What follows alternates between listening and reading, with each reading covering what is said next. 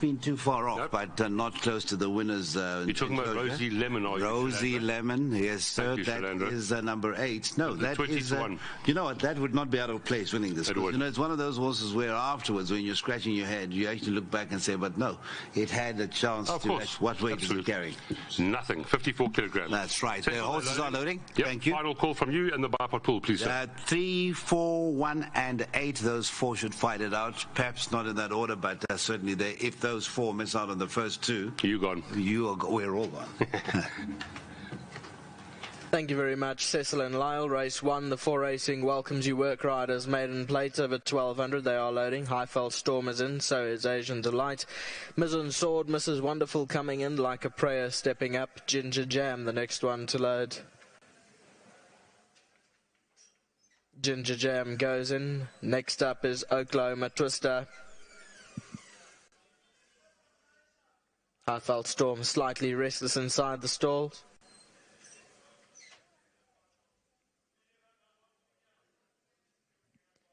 Pursuit of Fame is stepping up.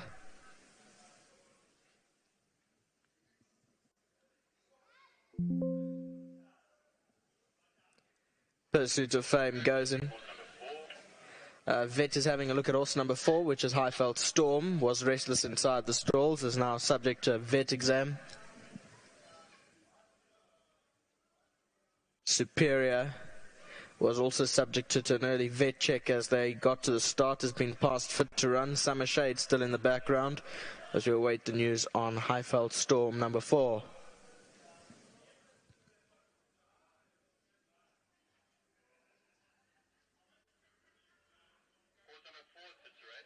Number 4, Highfeld Storm, fit to run.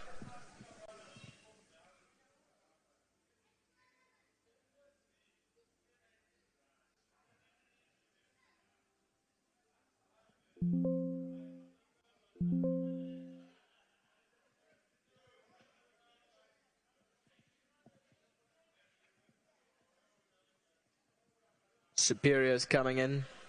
Highfeld Storm to come back in with Summer Shade in draw number 11 completing the lineup.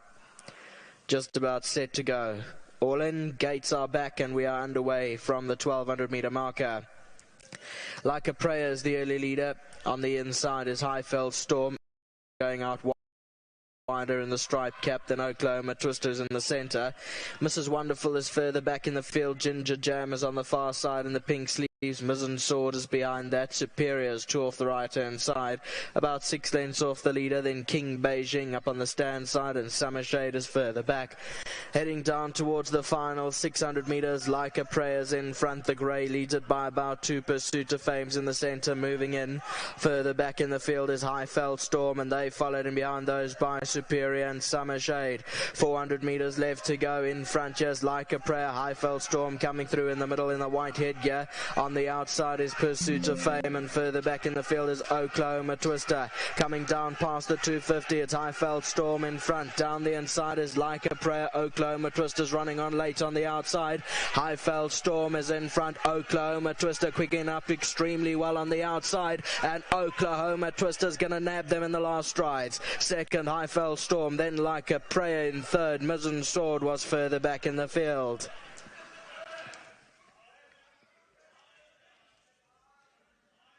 Number 3, Oklahoma Twister and Tom Lukela get up in the last strides of the race. Heinrich van der Westhuizen and the WWCD syndicate nominee, Mr. N. Delport, the 4-year-old son of the United States, out of the Hennessy mare Relentless Storm, bred by Mutonsuk, wins going away, wins it by 1.5 lengths. Second placing to number 4, Highfeld Storm. Your third placing to number 8, Like a Prayer. And then came number 1, Mizzen Sword. Original result. And that's the order of finish for race number 1. So Oklahoma Twister's your winner, about 5 off the left-hand side. The lighter blue colours under Tom Lukele for the Heinrich van Westhuizen stable. Comes through nicely, quickens up extremely well. Highfeld Storm is holding on, and Oklahoma Twister comes right past it in the closing stages and goes on to win a very nice race. 3-4-8-1 is the provisional result for race number 1.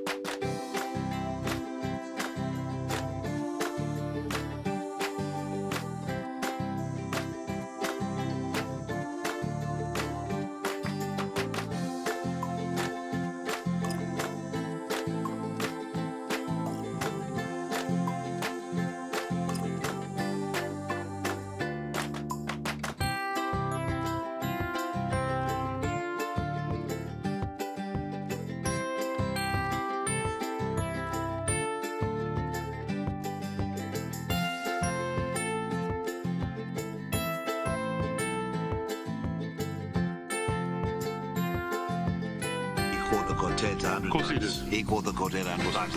We're going to go back to the lead in. It is Nakeem Munchie to call home the 3 Oklahoma twist. So well done to Heinrich Verstappen.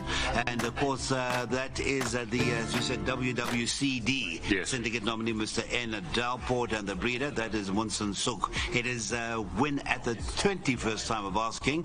Has paid its way. And of course, the first stake check is also welcome, and that will be 65,625 Rand into the coffers. That's the 3, a maiden no longer.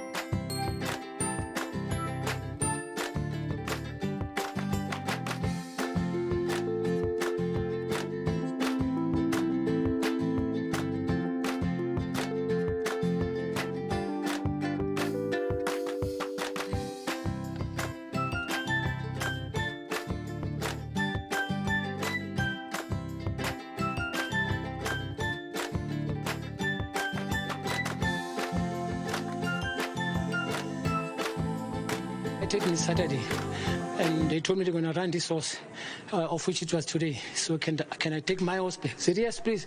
I'll be more than happy. Yes, I came Saturday, I worked in. Perfect. I mean, they did perfect job, and Tuesday, perfect. So I told Mr. Henrich, you know what? Say, I've been watching all the horses against us. So, you know what? They've got speed. It will help my horse. It will suit my horse. And I let them. It jumped in terms, but I didn't panic because I could knew. The way the pace was fast, I could knew at the 3 mark, my one is the time he's going to start eating them up. But I mean, when a good race, I think he would carry on for me. It's just that he's got his own problems. You know, his head sometimes is okay. So you leave early? Yeah. So that's a kind of horse that, you know, you must make friends with him. Then it will work out for you. Well, let's hope this is the start of another winning run for you in the work riders. Yes, I'm very pleased with Mr. Henrich and all those who have been giving me support. I mean, I appreciate it. Sometimes I do all my mistake like anyone. But only God doesn't make mistakes. But we as humans do make mistakes. But I try to work on it. I try to rectify it and work on my mistakes every day in time. It keeps coming on my head. And the support I get from my kids and my wife, because they always pet me and give me that little laugh by the cheek. Go get some rest. Go get some hydration. I want to say this again. On the 15th, I think we've got work rider. I won't be taking a ride because I'm going to beat them at Mauritius. I'll fly horses to Mauritius. Then on the 18th, I'll be. Okay. Yes, I'll take a Bon voyage. Have a safe trip and bring us something nice. I'll try, sir. Thank you so much, Tom. Thank you very, very much. Mr. Heinrich van der Verstegen and Mrs. van der Verstegen, will you come into the shot as well, please? You are regularly with Heinrich, and it's only fair that you come in. Please come closer. It's all yours. Come through. This horse, as Tom says, a nice horse, and it has been knocking on the door. The last 2 runs certainly signaled that that win was there. Yes, Cecil, thank you very much. In first place, all glory to God.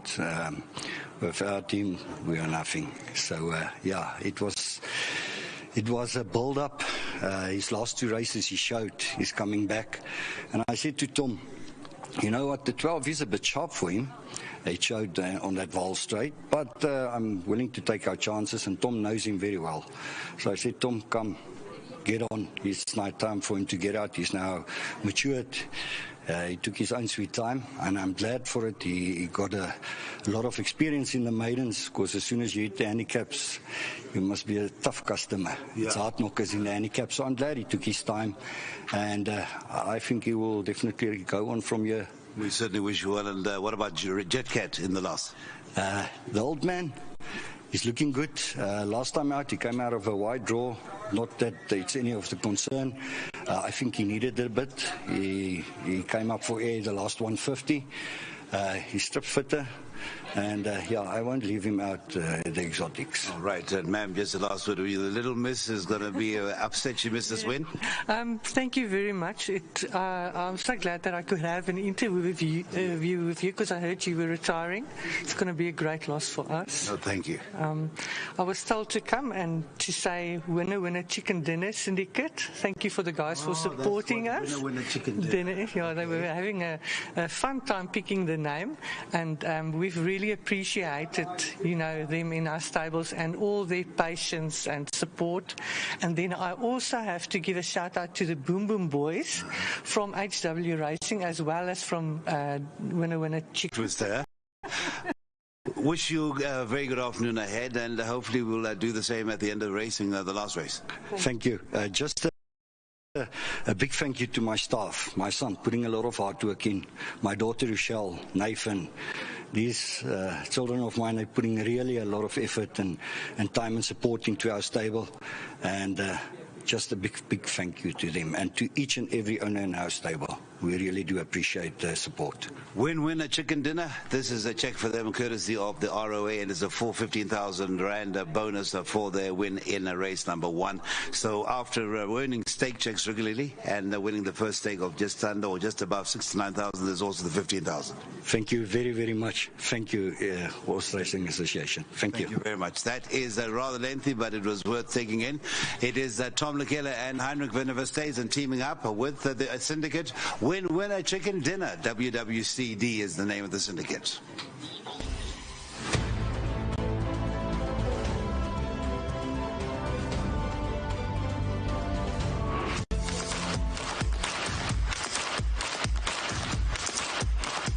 Just about set to go. All in, gates are back, and we are underway from the 1200 meter marker. Like a Prayer is the early leader. On the inside is Highfeld Storm. Asian Delight, Pursuit of Fame is going out wider in the striped cap than Oklahoma Twisters in the centre. Mrs. Wonderful is further back in the field. Ginger Jam is on the far side in the pink sleeves. Mizzen Sword is behind that. Superior is 2 off the right-hand side. About 6 lengths off the leader. Then King Beijing up on the stand side, and Summer Shade is further back. Heading down towards the final 600 metres. Like a Prayer's in front. The grey leads it by about 2. Pursuit of Fame's in the centre, moving in. Further back in the field is Highfeld Storm, and they followed in behind those by Superior and Summer Shade. 400 metres left to go. In front, just Like a Prayer. Highfeld Storm coming through in the middle in the white headgear. On the outside is Pursuit of Fame, and further back in the field is Oklahoma Twister. Coming down past the 250, it's Highfeld Storm in front. Down the inside is Like a Prayer. Oklahoma Twister's running on late on the outside. Highfeld Storm is in front. Oklahoma Twister quicking up extremely well on the outside, and Oklahoma Twister's going to nab them in the last strides. Second, Highfeld Storm, then Like a Prayer in third. Mizzen Sword was further back in the field.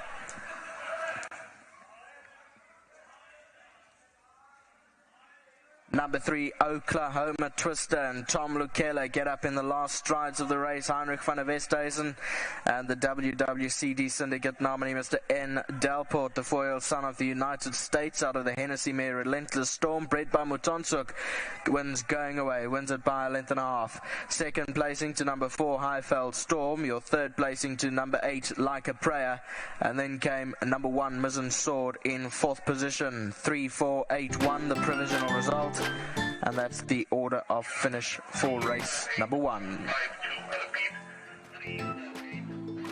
So Oklahoma Twister's your winner, about 5 off the left-hand side. The lighter blue colours under Tom Lukele for the Heinrich van Westhuizen stable. Well, Highfeld Storm is holding on, and Oklahoma Twister comes right past it in the closing stages and goes on to win a very nice race. 3, 4, 8, 1 is the provisional result for race number 1.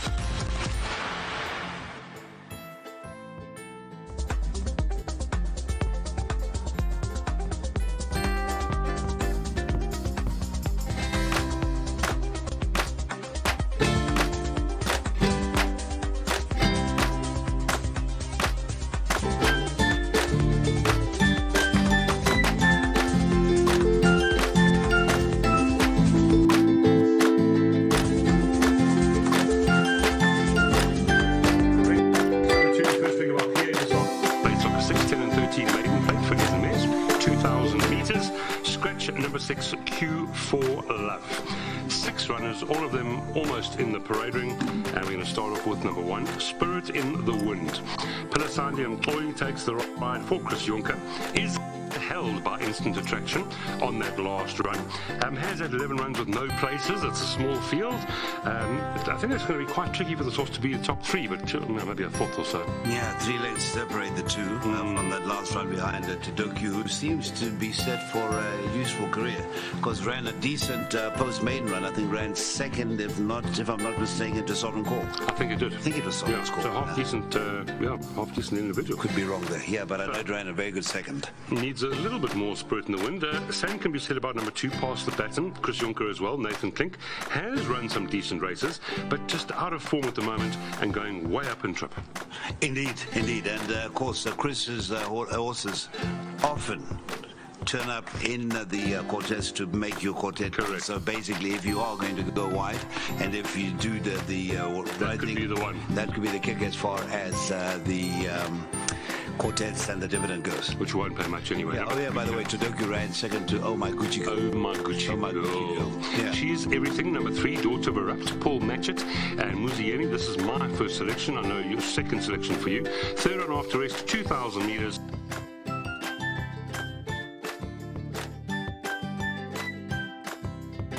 Met before, and there shouldn't be too much between them. Yeah, no doubt about the well-being of the stable, and a good double on Tuesday, and well, that last standout. Oh, yeah. Yes, indeed. Deserved the win. Indeed, but she's everything. I think has certainly got a winning. As I said to you, 3 and 4, you've just got to decide. Just Which make one? a statement. Yes, you were actually on the fence. Yeah, you wouldn't be surprised at all. That is, she's everything. But the 4, instant attraction. It's Ryan Manga. Now, this has been a family affair. It is a family affair. Trent rode it for the first 6 times, and then Kelsey rode it the last time in a work riders, and now it's the main man Ryan riding it today. Yes, and last time it was beaten by number 3, but to be fair, it was wide on the bend, so handed away at least a length there. 1.5 kilograms worse off. They will be on top of each other. We've got to choose a choice, a number. I'm going 3-4. No, Nico went 4-3. Okay, yeah, as I say, to me, I can't separate them. The 5, Lunar Rainbow, repeating that last run, certainly would be an obvious candidate for that trifecta. Absolutely. This is my idea of the 3rd place horse, and if they fluff their lines, could pop up and finish 1st or 2nd. Yeah, Wes has gotten to know the horse well. This will be his 5th ride from its 8 career starts after today, of course. I mean, well held by number 3, Cecil. So this race really does revolve around our top 2. Indeed, indeed. And then the 7, Beverly Baby, in the colours of Mr. Gerald Sadler, yet to show. But the last run was behind Hearts of Fire, which means it is what held. It's got about 4 lengths to find on 4.5 lengths to find on She's Everything. And again, with the 4, instant attraction, has a few lengths to find. Yeah, it did improve last time. It needs to improve more. Sorry to other trainers, but it really does look like a match race this one. It's not going to be hard to structure your bet, so you could probably bank either one. You should be able to bank either one. Choose your pick and banker it. No, I think I'm in the same corner as you. Let's just talk about the pools. I think we've discussed the 6-runner field. Yes. And I think we'll go over it ad nauseum after they can. They're going to be sick of us after this race. But the PA pool, by the way, the bipod pool got 174,000, an improvement on Tuesdays. And now the PA, again, motoring along, and that is 170,000, and that is 13 minutes away from the start of race 2. Okay, so we need to get this PA going, because you want to grab a nice PA before you leave. Are you taking your PA? No, look, it's I'm not leaving the world. I'm just you can still bet. You can still, and actually and more time. You will be a consultant. More time to actually sort of sit and select, and without, it's today I was actually thinking it's my last day, but the stress levels were still the same. It's amazing, isn't it? Yeah, you still sort of say, I've got to make sure that I get my P's and Q's right, I don't think people watching understand that, the smallest mistake can turn out to be a big thing in this industry. And also, it can also just put you off a bit, because you've actually sort of had a chance to really sort of go through. You still make the mistakes. I mean, the other day, we had a delay at racing on Sunday, and we were talking about that long deliberation about that close finish in the July, and I kept saying classic flag, when in fact it should be Young Rake. No. And Johnny kept actually looking at me, and I'm saying, why is he looking at me so funny? And eventually at least it was the David Ferraris horse that we were talking about. But that's the sort of thing that can happen. But no, it's one of those memorable days, that July. Do you remember that July? I do remember that. El Picha, Antoine Marcus. Yeah. Wow, El Picha won twice. Young Rake, that was the second win. And Young Rake, Mr. Kevin Shea. I remember very well. Anyway, let's get back to this second race, and it's a 6Q for Love. Yep, they are going out, and it's going PA time.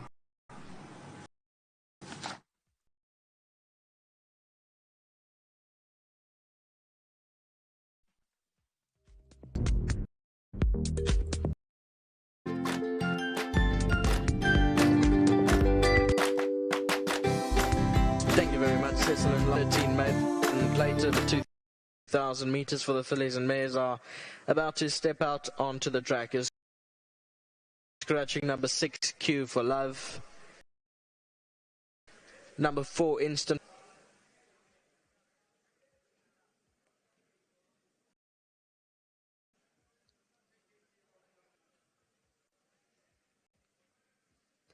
Favourite number 3, she's everything at R1.90 a win, R1 a place. Number 4, Instant Attraction is also at R1.90, but R1.10 for a place.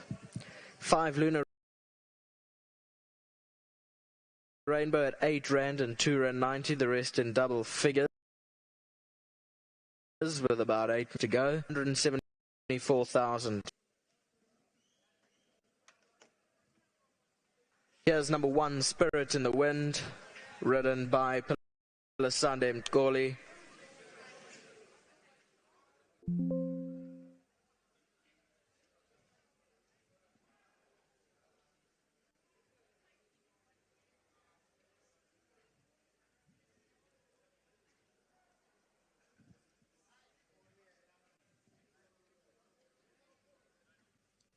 Number 3, She's Everything, Muzieni. 5 is Lunar Rainbow, Wesley Mowing, that's in the pink. Number 4 is Instant Attraction, Ryan Munga in the club blue with a black cap. Beverly Baby is number 7, Dennis Schwarz.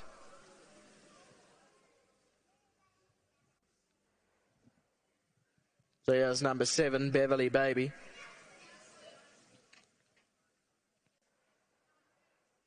Number 2 is Pass the Baton, Nathan Klink. That's your field. We've got 6 runners going to post over the 2,000 meters. Races off at 1 o'clock. We've got about 8 minutes to go. Back to Lyle and Cecil.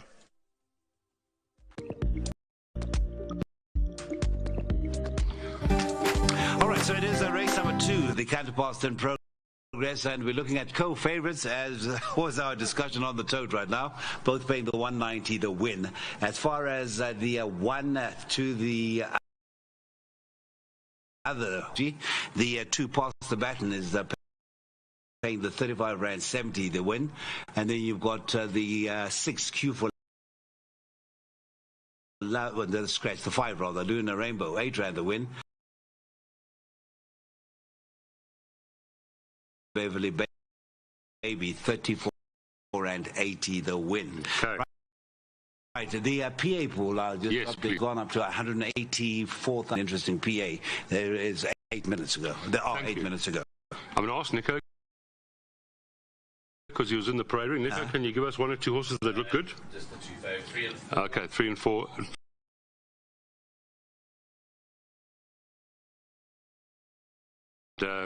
We'll watch them go down to the start, but it looked the same on the canter down as well. So this is very much looking like a match race. Yes, Cecil last time. Yeah. Put a Sandia aboard, so we'll have a look at number 1 first. We'll need to improve, but could finish 3rd or 4th. Yes, that is the one. This will be a 12th outing yet to earn a stake check. One of 2 runners from the Yonker stable. Blue colours. Yes. 1 or 2. Number 2, Pass the Baton in the Yonker Silks. That's next. Chris Yonker, Nathan Klink. There we go. What do you think, Cecil? Well, we're not seeing too much. Yeah, and let's it'll be nice to see the whole canter. Let's see if he picks up. There is the 4. There's the 4. One of the best so far of the 3 we've seen. And there's the 5. That's a Lunar Rainbow. Yeah. One of a coupling from the There's the 7, which I didn't love the way the 7 was going down. That's right. That is a Beverly Baby, another one who's yet to earn a stake check. This will be out in number 10. And we want to see number 3 if we can. That's the only one we haven't seen. That is She's Everything. She's Everything. Will be a 7th outing this afternoon, which renders the 3 the least experienced, least exposed. Yeah. If you're really going to pick, just speaking to Rix, we haven't seen the 3. We didn't see the 3 go down. See if you can pick up number 3 for us, being a joint favourite. The 4 was the best of the ones we've seen so far. Didn't like the 7 too much, or the 2. The 1 went down okay. The 5 went down decently. Right, we're going to start with the 3. We're going to have a look at the canter.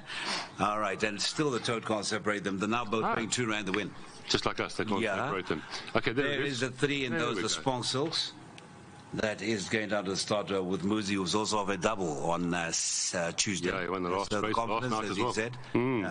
So, okay, so those 2. Cecil, 3 or 4, and then for me, number 5. I'm going with number 3, and I'll tell you why. Muzi takes the ride, Paul Matches. Yes, let's just talk of... There's the 4. The 4. Yeah, we've seen the 4, we've seen the 3. I'd say 4 looks very good. Yes, I'd say of the 2, maybe just marginally my pick. I'm with you. Yeah. She's Everything. She's run 4 good races in a row. The run behind Silver Flare, she had Basingstoke. Yeah. Who came last behind her. There's been a winner from the incredible Indrani. Her last 2 haven't been strong form lines yet, but I like the way she's running, and she did beat number 4 last time with excuses, number 4. The 4, your first selection, very much similar. Also decent form lines, and now drawn 1 with Reineboer. Yeah. Yeah, no, I mean, I think, as I said earlier on, you could labour the point, and if these two miss out, if something was to go wrong, and then perhaps you could say maybe we missed out a trick, but Lunar Rainbow, the canter, belied the form. All right, you know, I'm going to agree with you on that 100%. So if you are wanting a banker in the bipod, or the PA, I should say, banker instant attraction went down to the start, and we can't separate 4 and 3. So banker that one in the PA, she will be in the top 3 of that. We are pretty sure, if there is such a thing, Cecil. No. No. Number 5, Lunar Rainbow, Paul Matchett, Wesley Mowing. Decent second by Unpopular Past last time. But if you look at the Kalaikar form line, well held by number 3, She's Everything. But it doesn't mean the horse can't improve. Wesley knows her well, as you've said, the daughter of Rabada, and that definitely, if either of those bigger 2 horses in the betting fluff their lines, she could be right up there if they didn't bring their A game to the course. Yeah. So now we've discussed race 2. There is a banker. Yes. Choice is yours, which one you would bank. Yeah. And we've discussed our sort of selections going forward. Now, let's just touch on the latter parts because we're focusing on the bipod. Yes. What about the PA? Let's get to race number 7, and this is a very interesting race. And there's one that could be a sneaker for the quartets. I made it. After the rain. Yes. Over this sort of trip, in fact, is much stronger. Yeah, I mean, if you look when absolutely. it came down to a average rating 90, it ran a third. That was behind Bob Zirankulu, who does too little wrong here at the Vaal. That was a length and a half behind a Bob Zirankulu strong form line. Yep. Yeah. 3.5 lengths behind Charles Dickens. How about that one? That's right. Yep. That's right. I think it's a very difficult race, Cecil. I'm going rather wide there. At least 3, 7, 12, and 13. 3, 7, 12, and 13. Yes. And your 8. I'm going to put your 8. So 3, you've got to 3, 7, 8, 12, and 13. Now, in the old days, I think Nico will bear testimony to this. Whenever Baron Borges, and we saw that with Radicio, yes. Whenever he gets stable horses from other stables, he seems to get on top of them pretty straight away. They come with good form. And in the old days, he used to get horses with no form. Now he's got Radicio, came with good form, and he's got Night Bomber, formerly bred to James Crawford. Well said. That's got decent form. Difficult race. Yeah. And he does.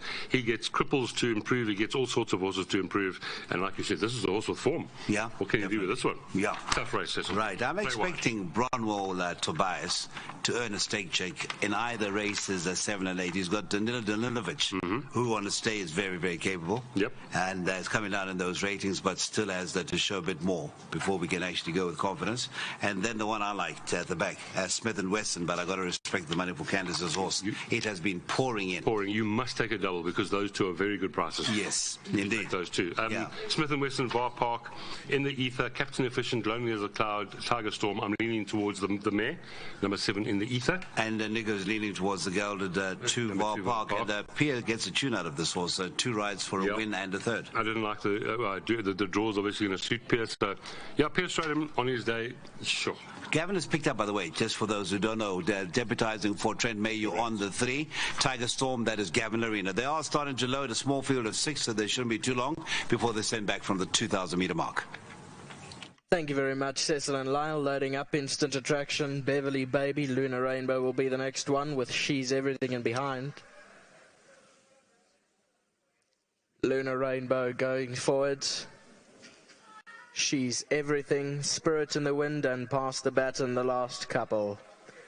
Over 2,000 meters, we're just about ready to race. Set and away they go. Got them way to a good enough start from the 2,000 meter marker.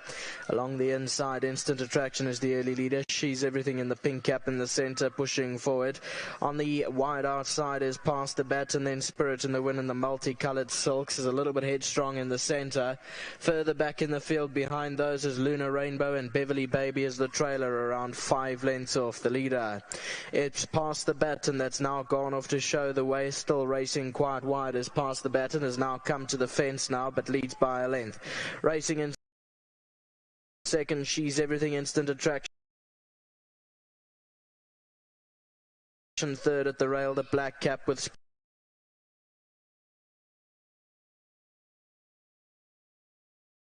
Rainbow, and Beverly Baby is the meters left to go, and Past the Baton has gone clear now by about 2 or 3 lengths from in second position. She's Everything.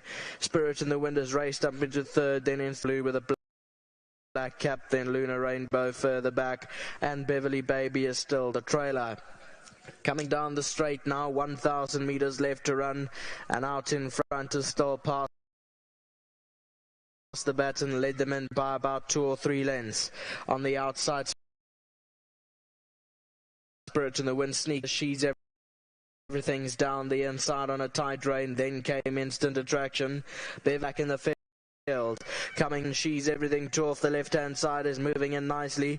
Spirit in the Wind is on the stand side, and further back in the field is Instant Attraction. It's She's Everything with 400 meters to go, clear by a length. On the outside, past the batons, trying to come back down the inside is Instant Attraction, and further back Spirit in the Wind. But She's Everything's clear now by 2 with 200 to go from past the baton and Spirit in the Wind. Instant Attraction is further back, but it's She's Everything in front. On the outside, Spirit in the Wind tries hard, but She's Everything's gonna go on and win it. Second is Spirit in the Wind on the outside, probably got up from Instant Attraction in third, then past the baton. Beverly Baby and Luna Cam was further back. So number 3, She's Everything, under Muzieni, stays on best. Paul Matchett, Brian and Taryn Spong, well done to them, bred by the Narrow Creek stud. The 3-year-old daughter of Erupt, out of the right approach mare Honey Bunch. Second placing probably will go the way of the outside, which it does. Number 1, Spirit in the Wind. Third to number 4, Instant Attraction.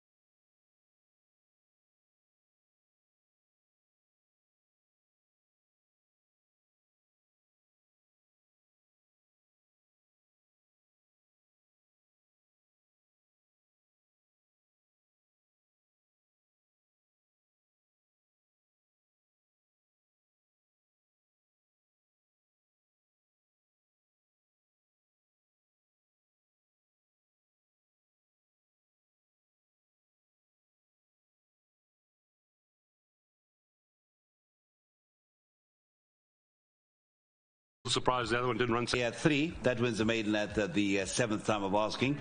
Continued good form for the Majesty. Was a word for the ownership, that is Brian and Terence Spong. This is another winner for them, and well done to the Narrow Creek stud. It's paying the R2.50 the winner, 110 the place. Second to the 1 Spirit in the Wind, R4.30 the place, and then it's third to the favorite. That'll do enough for the place accumulators. Instant Attraction, and a fourth to number 2 past the baton, the biggest outsider in this 6-runner field. So the quartet should be all right. But let's go back to Nakib. It is the lead-in. It is the Spongs on course. They love their racing, and what a season they've had so far. That is number 3, She's Everything, who is no longer a maiden at the 7th time of asking.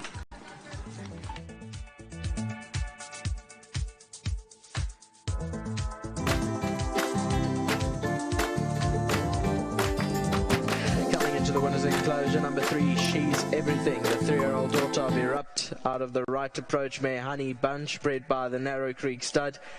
Paul Matchett is the winning trainer, the first time in the winners enclosure for She's Everything from 7 starts. Well done to the winning owners, Brian and Taryn Spong, and to Muzieni, the winning rider. Second to number 1, Spirit in the Wind. Third placing going the way of number 4, Instant Attraction. Third to number 2, Pass the Baton. 3, 1, 4, 2, scratch 6, the provisional result for race number 2. Moving on, race 3 at 13:35 over 1,500 meters. Scratched is 5, Hong Kong Lucky, and 6, Immediate Edge. Number 8, Stand Up, is now the mount of Chase Mojan.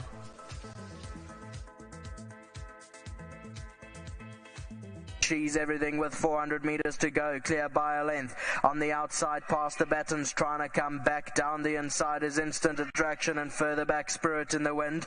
But She's Everything's clear now by 2 with 200 to go from past the baton and Spirit in the Wind. Instant Attraction is further back, but it's She's Everything in front. On the outside, Spirit in the Wind tries hard, but She's Everything's gonna go on and win it. Second is Spirit in the Wind on the outside.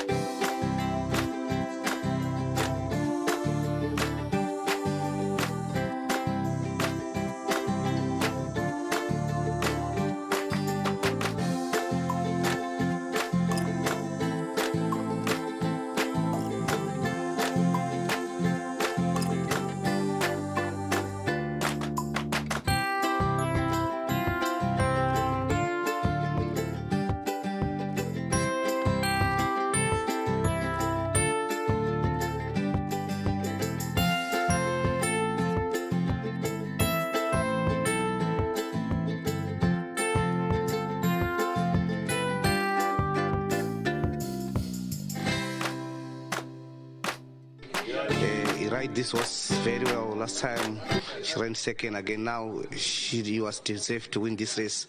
Also, I would like to thank the Sponks family for having such a good winner this afternoon. So I'm happy for the Sponks.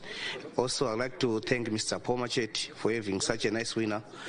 Also, I'd like to thank all the team I left at home, Sarah, Neva, Fanuel, and the whole team I left there for a good job. Thank you, guys. I'm saying thank you. Also, I would like to thank our sponsors, World Sports Betting. Thank you.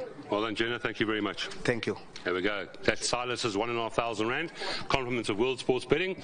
Here's Muzi Yeni. Muzi, you rode this horse on debut, obviously improved a lot since then. That was a nice one. Yes, I just want to say admire Mr. Matchett, how he brings them on. A lot of his horses, doesn't buy the most expensive horses, but he's never puts pressure, either the rider or the jockey. He brings them on with sprints and he steps them up slowly. And today was a fit horse. She really looked well, if you looked at her properly. And she just had to match her form. And it wasn't a big field, so it was easy to sort out in the race. And obviously the instructions were quite clear. Just where she's comfortable, and I never had pressure, so I had a good box seat. Took them on early. She's still a little bit immature, travels at the back stretch a bit well, and then when it's time to pick it up, she does take a bit of time to warm up, but she got the job done quite well, and she must have a future in the staying races. Man in form, you won the last race last night, you won the first official race today. Well done, good start. Please can I ask you about particularly Aurora Green and Free in Seattle? I'll ask Paul about the other ones. Free in Seattle ran a cracker last time, and Aurora Green I didn't ride on debut. Doesn't look the strongest field, can run the first three.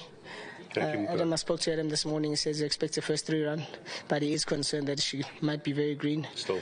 And Seattle, from Mr. Gray, very consistent, not the biggest of field, should be in a good position in the backstretch, and obviously on his last 2 seconds, must be a big runner. Thank you, Muzzy. Thank you very much. Just well done to Mr. Sponks, really beautiful people, great for Matchett's yard. Actually, any yard, but I'm saying they're great people. I really enjoy riding for them and appreciate the endless opportunities. And they really deserve this. Thanks for their patience, and well done to them. Thanks, Ms. Thank you. Well done to Stone Stamcore. Thanks for your time. Here is Paul Matchett, and a lovely start to the day. Well done. She deserved the win. She had to beat one, but she beat the opposition quite well. Thank you, Lal. She's been knocking on the door for a couple of starts, and it's nice to see this filly win, because she was very sick a couple of months ago, and we had to take our time with her. But slowly she's coming back to herself, and she's rewarded us now. So the future looks good. Certainly does, and having these lovely people on course and in such good form is a good thing to have part of your team. They love their horses. It's nice to have Brian and Taryn that always come racing. So it's nice that they take a keen interest, and they were here to shout to home and lead her in. It's always a pleasure for the trainer and the jockey. We didn't hear you though. Did they scream loud enough? No, they do scream, not loud like some people, but they do cheer their horses on. And I must say, well done to Muzi. Cracking right in the smallest fields can be tricky, but he read the race perfectly. And well done to my World Sports Betting sponsors. Thank you. Please, before you go, I wanted to ask you about 2 of them, particularly I Am Regal and Smith & Wesson. You know, their form has been good lately. They're running good races. They can run in the money again. So we're just hoping for good races. Thank you, Paul. Pleasure. Right, here they are, the Spongs coming into picture, and they really have been in good form of late. Please step in here. Well done again. She deserved this. Thanks, Lal. Yeah, no, she really did. She was our little ugly duckling when we got her, but she's grown into a really nice filly. She's hardly ever out the money. So thank you very much to Paul and Sarah, to the whole team at home, Fanwell, Jenna, Neva, and obviously to her groom as well. She's always immaculately groomed, I must say, every time we go to the stables. So thanks very much to Muzi as well. A cracker ride. Honestly, it really was. So thanks. We're lucky to have you. You drive all the way to the Vaal. Owners like you, we need plenty of them. Thank you so much. Thanks so much. The drive back after a win is not as long. Much shorter. Hour and a half turns into 30 minutes. Yeah, it's a little bit better. Now, please would you accept this check from the RAA, a nice bonus of 15,000 Rand. Thank you very much to both of you. Thanks very much. There we go. So that check doesn't go home. It's a bit big. 3, 1, 4 and 2. That's the first leg of that PA. Very easy PA first leg there. Obviously, you've lost the 4 in the bipot.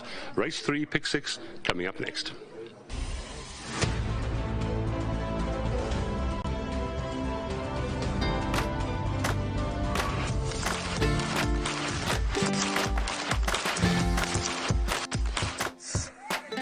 Set and away they go. Got both and way to a good enough start from the 2,000 metre marker. Along the inside, Instant Attraction is the early leader. She's Everything in the pink cap in the centre, pushing forward. On the wide outside is Past the Bat, and then Spirit in the Wind and the multicoloured silks is a little bit headstrong in the centre. Further back in the field behind those is Lunar Rainbow, and Beverly Baby is the trailer, around 5 lengths off the leader. It's Past the Bat, and that's now gone off to show the way, still racing quite wide as Past the Bat, and has now come to the fence now, but leads by a length. Racing in second, She's Everything, Instant Attraction third at the rail, the black cap with Spirit in the Wind on its outside. Then came behind that Lunar Rainbow, and Beverly Baby is the trailer, now racing about 7 lengths off the leader. 1,200 metres left to go, and Past the Bat has gone clear now by about 2 or 3 lengths from in second position She's Everything. Spirit in the Wind has raced up into third, then Instant Attraction fourth at the inside in the blue with a black cap, then Lunar Rainbow further back, and Beverly Baby is still the trailer. Coming down the straight now, 1,000 metres left to run, and out in front is still Past the Bat, and led them in by about 2 or 3 lengths. On the outside, Spirit in the Wind sneaking closer. She's Everything's down the inside on a tight rein. Then came Instant Attraction. Beverly Baby gets a shake of the reins, and then came Lunar Rainbow further back in the field. Coming down past the 600 metre mark, it's still Past the Bat, and She's Everything two off the left-hand side is moving in nicely. Spirit in the Wind is on the stand side, and further back in the field is Instant Attraction. It's She's Everything with 400 metres to go, clear by a length. On the outside, Past the Batten's trying to come back. Down the inside is Instant Attraction, and further back Spirit in the Wind, but She's Everything's clear now by 2 with 200 to go from Past the Batten and Spirit in the Wind. Instant Attraction is further back, but it's She's Everything in front. On the outside, Spirit in the Wind tries hard, but She's Everything's gonna go on and win it. Second is Spirit in the Wind on the outside, probably got up from Instant Attraction in third, then Past the Bat, and Beverly Baby and Lunar Cam was further back. So number 3, She's Everything, under Muzieni, stays on best. Paul Matchett, Brian and Taryn Spong, well done to them, bred by the Narrow Creek stud. The 3-year-old Auto of Erupt, out of the right approach mare Honey Bunch. Second placing probably will go the way of the outside, which it does. Number 1, Spirit in the Wind. Third to number 4, Instant Attraction. And then came number 2, Past the Batten behind those. Here's the head-on replay. So She's Everything under Muzieni moved in very nicely at the top of the straight. He just kept it together all the way down the straight at Muzieni, and then Let's Go with about 300 metres to go. He starts to ask She's Everything to go, and go she does, and she wins quite well today. She's Everything. On the outside, Spirit in the Wind runs on for second. Instant Attractions behind those, and then came Past the Batten, Lunar Rainbow, and Beverly Baby further back. 3-1-4-2, that's how they cross the line.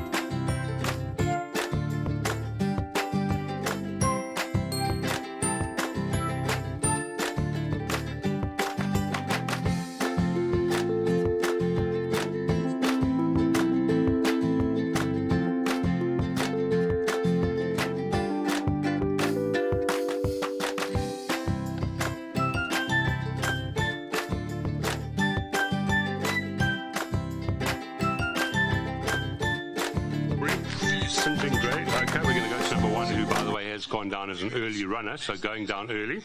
This is Live by the Sword for the Aussie team. Niven still takes the ride. Cecil, off the track for a while. I'm sure we'll need the run this afternoon. We'll need the run, but I'm sure the rest would have done it good. It was always sort of having an interrupted career prior to that rest. And, of course, if the preceding Aussie runners are anything to go by, there could only be improvement to come through from Live by the Sword. I certainly think they will earn a stake check of sorts with one of their runners today. Well said. Number 2, Spy Story. Back to the parade ring. St. John Grey and Kabelo Matsanyani. This is my idea of the winner here, and I quite like the price earlier in the week.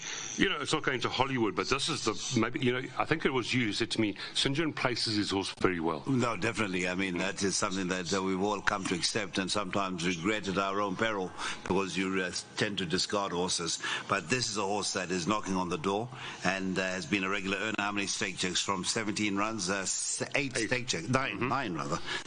Second, 3 third, and of years. How's our maths? Yeah. But no, certainly wouldn't be winning out of Turner, and the draw 6, not the worst of draws, of 5 and 6 around. It's a field of just 7 runners. Number 3 is Chariot of Fire, the son of Captain of All for Lucky Udalakis in the Steerkoven colours, back from 128-day rest. You know, it's taken on decent horses, but it's been quite well beaten. But I do imagine this horse will be in the top 3 or 4. Looks well. It's always had excuses, and I mean, it was coughing, and it's one of those horses that I'm sure when it wins, Lucky will breathe a huge sigh of relief and tell you exactly what sort of TLC is that to actually sort of impart to the horse. Very patient, and a man who loves his horses. The punting aspect and all that is not a feature in his thinking of his horses. He would rather see the horses well. Exactly. And if they win, they win, but certainly not a punter per se. Right, and I don't see Jan and Linda, but they normally are on course. Number 4, Royal Miracle, Ryan Munger for White Chong Mowing, back from a 91-day rest. Hasn't shown too much so far, Cecil. Dropping down in Trippier this afternoon. Another one that I need to see more, but maybe a quartet chance. Yeah, again, the gelding may just be a change in fortunes, and of course you're looking at the rest. So let's see after the rest, the gelding and the rest. Let's see if the horse is going to put a good foot at the best foot forward. Number 7, Page Boy, who now moves into a 6 draw, so no problem there. This, to me, the biggest danger to the favourite, and possibly your favourite is your favourite. 2 multiple winners from the first run. Vibe SA's one from the second run. Pierce Stradum aboard, up and trip.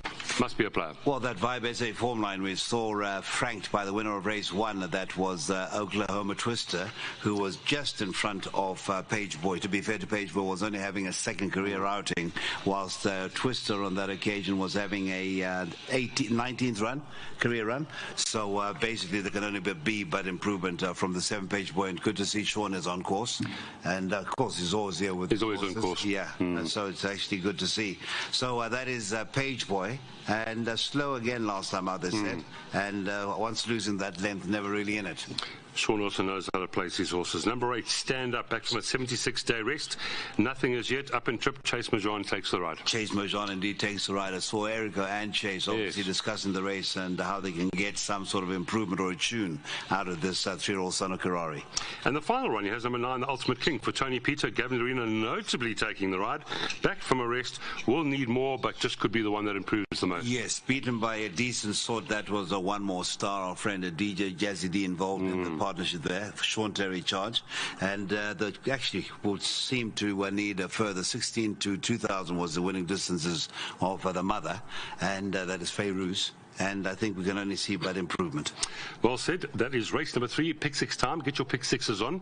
There might be a few bankers in this card, so it might be a catchable pick 6. In the meantime, it's going to be Nakib Munshi who's calling them down to the start. 1,500 metres on the final day, sitting next to Cecil. Sad and good day at the same time. I think you're happily glad on it. No. All right, Nakib standing by, and one of the horses that will be making its way out is the lightly raced, but yet to show number 8, and that is Stand Up.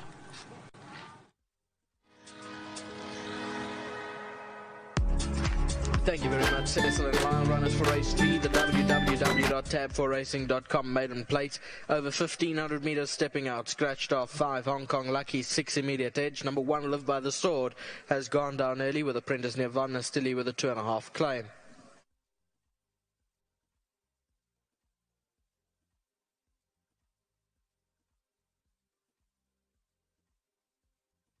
Chase Muljan rides number 8, Stand Up. Now the field on their way to the gate. Number 2 is Spy Story, Kabela Matsunyane.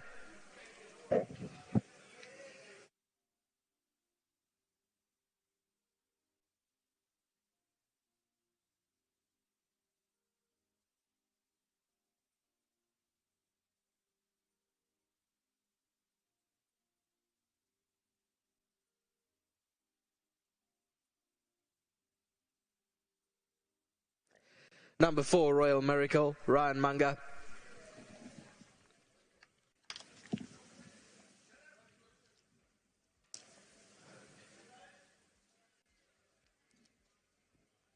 Number 3, Chariot of Fire, Craig Zaki.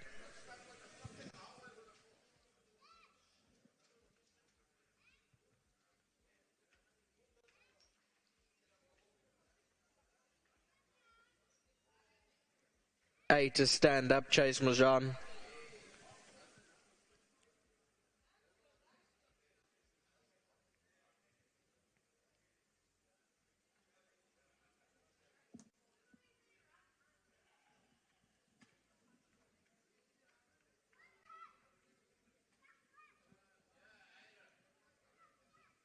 Seven is Page Boy, Pierre Stradom.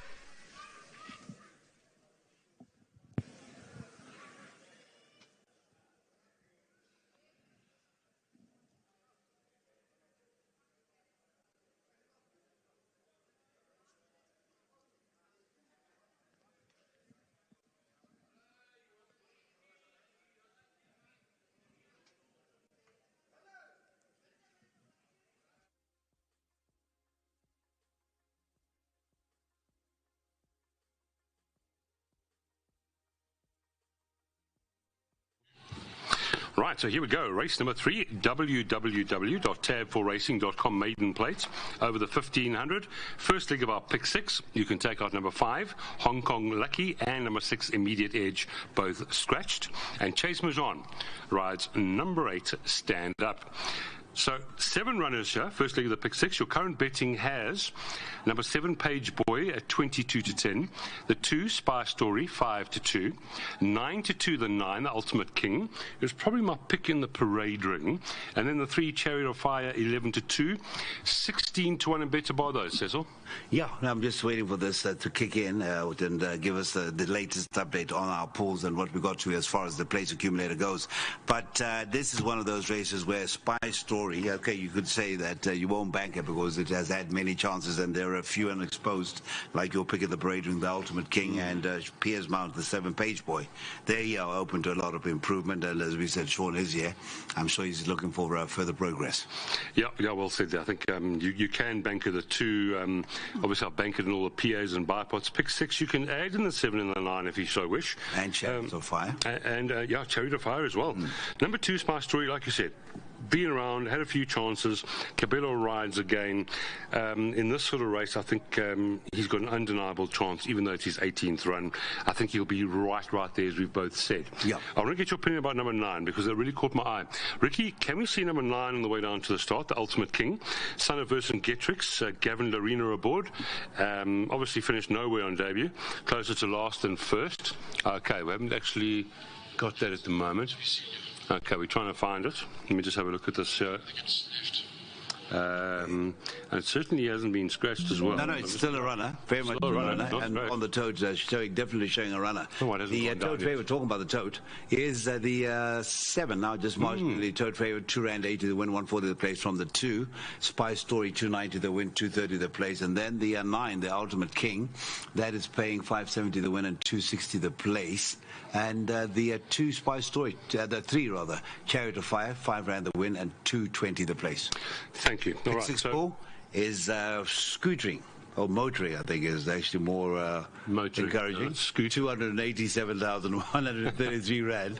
With all these various delivery platforms that you've got, they've become a way of life. And they're not even scooters, but I mean, I've seen better scooters than some of those unroadworthy things, but that's neither here or there. Now, annoyance. Let's chat to Cecil about number 7, Page Boy. Pierre Stradom. 9 coming out. Oh, there he is. Thank you. I want to see this one. Yeah. We'll chat about him in the meantime. The Ultimate King. Gavin Arena, Tony Peter, obviously showed nothing on Dab. He wasn't even supported that day, but he looked well in the flesh. We're going to see him go down now. I'm not sure what to make of him, Cecil, to be honest. Well, as I said, the further the better. Yeah, of course. Yeah, the further the better. Let's wait and see, and I think there's a lot of scope in this race for the lesser exposed. Okay, so we'll just keep an eye on him because he doesn't seem that keen, or there's maybe a shoe. We'll get information.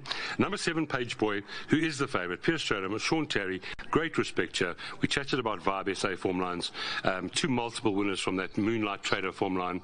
There's the 7, and obviously improvement to come. We'll like the trip. Stradham aboard. I can go on. Obvious runner, and I can see why he's favourite. Yeah.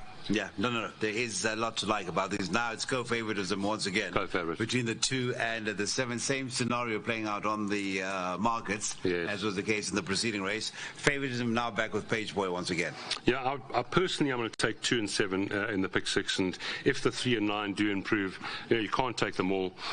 Play around those 3, and then number 1, Live by Sword. I think he's going to need it, Cecil, so I'm not including the 1 either. The 1, I'm not going to include it either. I think it needs the run, at least. I would say on exposed 4. Yeah. But if you're going to go, this is a field of 7. If you're going to go 4 horses, might as well add the other 3. I know, Nico would say that too. Yeah. So here it is. Like you can see, it's a strapping horse. Yeah. We'll need to watch it as it goes down, see if it's behaving. As I say, don't know why it's taken so long to get down to the start, but there he goes. He seems all right at the moment. He really is a very good-looking individual, so I can see why the money's on him as well.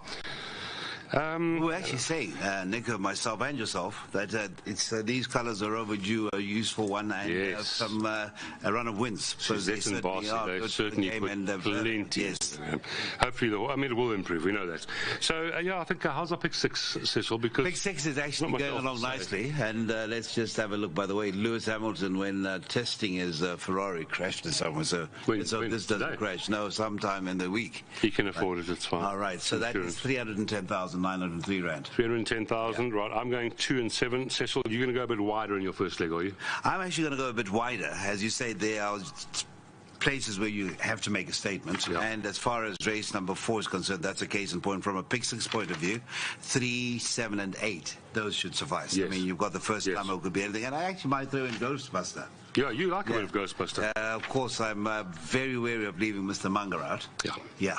Race 5, you liked Ronnie Couture. I like 2, but I do respect number 7. Yeah, that I think you could try that. But Muzi Yeni and I, we were just talking after you interviewed him for the last race, and he says, you never know. Yeah, and, same as Paul. Paul said that too. Many a time he says, I've gone to the front, and it's like, I think I'm going to stop, and the horse is just found and found. So it's basically a horse, and I'll throw in my Rosie Lemon as well. You throw in your Rosie Lemon? Yeah. Race 6? Free in Seattle, I'm going to take a chance. Okay, I'm in Seattle. I'm going to throw 5 and 10. Free in Seattle. Okay, and 7. Then race number 7, looking for a result, I will throw in After the Rain. I'm going to go with 3 Chieftain, the 5 Danilovic, the 6 Wise Act, the 7 Sion the Rebel, the Conqueror. Sion the Conqueror. 8, my first choice, Edward Rye.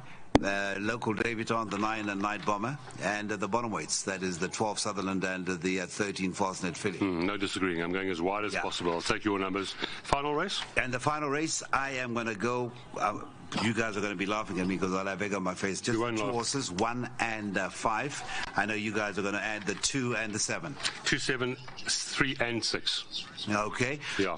Thank you so much. We have a chance to look at our horses going down to the start. There's our sort of 4th selection there. Yes. And that is number 3. That's right. And, going down well enough. And, Jan and Linda, hopefully the horse improves for them this afternoon. Not the worst form lines that he's running.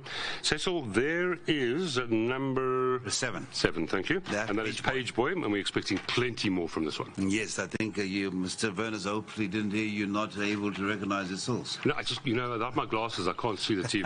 There's the 8 stand-up. I need to borrow yours. 8 stand-up needs better. It looks lovely, but we need to see some form from it before we tip it. And then we need to see, just the 9 and the 2, really, if we can. Because we think the others are going to struggle to get into the play. There's Page Boy again. That was him going down with Pierce Stradham. Now drawn 6, no problem. Small field, drawn 6, not going to be a problem over 1,500. And we're waiting, if we can, to get the 9 and the 2. But there's the 2. And Cabello riding for St. John Grey. This is our first selection. We think the horse will be there. And you know, Cecil, some people think we're being silly because, you know, horses struggle to win. They often just keep on struggling to win. But in this sort of field, he might be able to get his head in front. And there's the 9 that went down last. Still not sure the reason why it took so long to get down. But that's the improver, isn't it? Page Boy, 21-10. Spy Story, 22-10, 4-1, number 9. That is the Ultimate King. 7-1, number 3, Chariot of Fire. The 4, Raw Miracle, 16-1 in from 22-1, 20-1 about the 1 and Live by the Sword. And the outsider remains the 8, Stand Up. That is at 60-1. Thank you very much. Last, if we can, call on the pick 6. The call on the pick 6. Where are we sitting? We need it to go. It's a pleasure to impart that. And it's at 420,613 Rand. Toad favourite, as is the case with the fixed odds. In fact, it's just changed again. Spy Story has just gone to a toad favourite. Yeah. And we're on 0 minutes. Guys haven't mounted up yet. I wonder if there's any running repairs being done because they've actually dismounted, or is it just a precautionary less weight on the horses with this heat? Because expected to peak at around 33 today. Yeah, it's very hot out here today. And, you know, maybe number 9, something happened there, so maybe Nakeeb can fill us in because he did take an awful long time. Waiting for the 9 to arrive. Yeah, there might just well be, but I mean, he from this front parade ring, he went to the back parade ring, and then he went out. Yeah. So maybe some equipment failure there, not sure. Yeah, but looking forward to this race, and let's see exactly where these unexposed swords, Page Boy and the Ultimate King are. Well said. Yeah. Cecil, I think we've said it all. Thank you. And we'll get up to Nakeeb, and he'll, if there's any information, he can let us know. I think that's the best way. Thank you very much. Number 9 just had a bridle refitted in the back. So number 9 just had to have his bridle refitted, the Ultimate King, and is now arriving at the start. So they were just waiting for the Ultimate King to get there. Race time is 13:35. We are now 2 minutes over time. So once the start is ready, he'll let them go.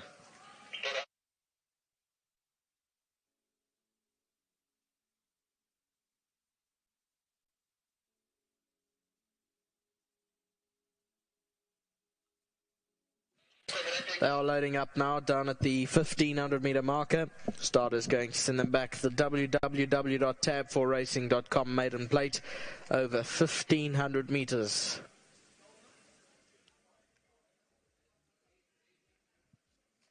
Scratchings are 5 Hong Kong Lucky and 6 Immediate Edge.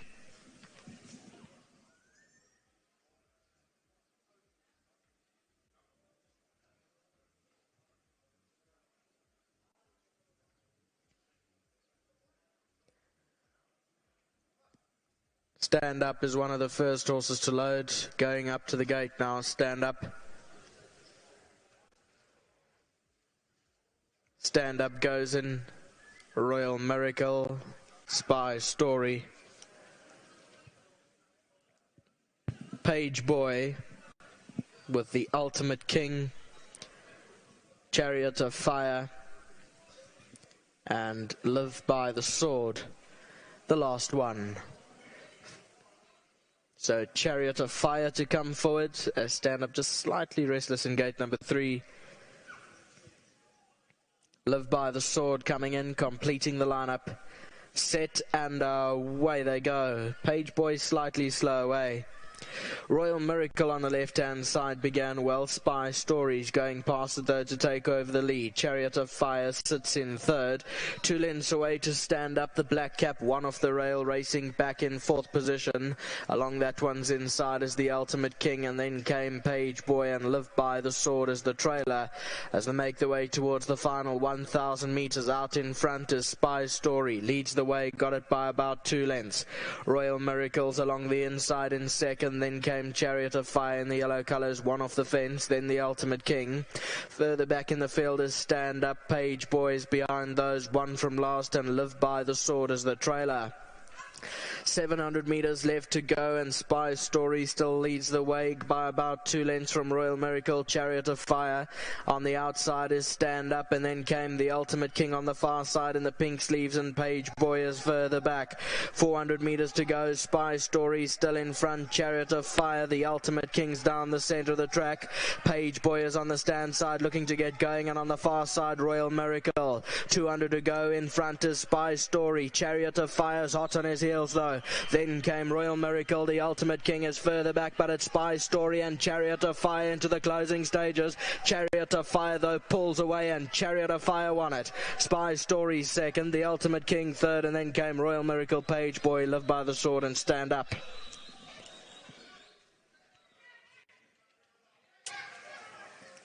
So Spy Story and Chariot of Fire lock heads into the closing stages in the final 100 metres or so. But under Craig Zaki, Chariot of Fire gets the better of them, pulls away. The 3-year-old son of Captain of All out of the Silvano mare, Chariot of Gold, bred by the Klavervlei stud. Jan and Lingus Stekhoven and Lucky Udalakis. Second to number 2, Spy Story. Third to 9, the Ultimate King. And the fourth placing to number 4, Royal Miracle. 3-2-9-4, that's how they cross the line. Here's the head-on replay, Spy Story holding on into the last 200 or 300 metres or so. But here's Chariot of Fire, the yellow and pink colours under Craig Zaki to fight him. And as they go down into the closing stages, Chariot of Fire, full of energy, will win going away. 3-2-9-4, that's how they cross the line.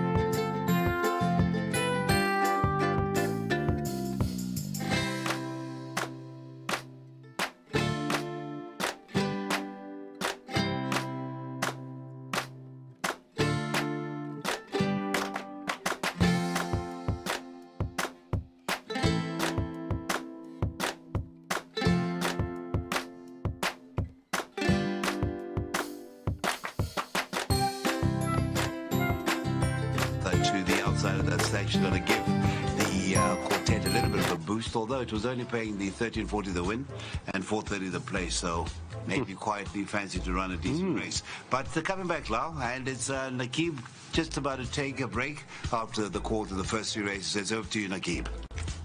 Thank you very much, Cecil and Lyle, the runners coming into their respective boxes. The winner, number 3, Chariot of Fire. Number 2, Spy Story second. Number 9, the Ultimate King third. And number 4, Royal Miracle ran fourth. Chariot of Fire is the 3-year-old son of Captain of All out of the Silvano mare, Chariot of Gold. First time in the winner's box from 4 outings. Well done to the winning rider, Craig Zaki. Lucky Hudalakis is the winning trainer, bred by the Klavervlei stud. And well done to winning owners Jan and Linda Stekhoven. 3-2-9-4 scratched 5 and 6, the provisional result for race number 3.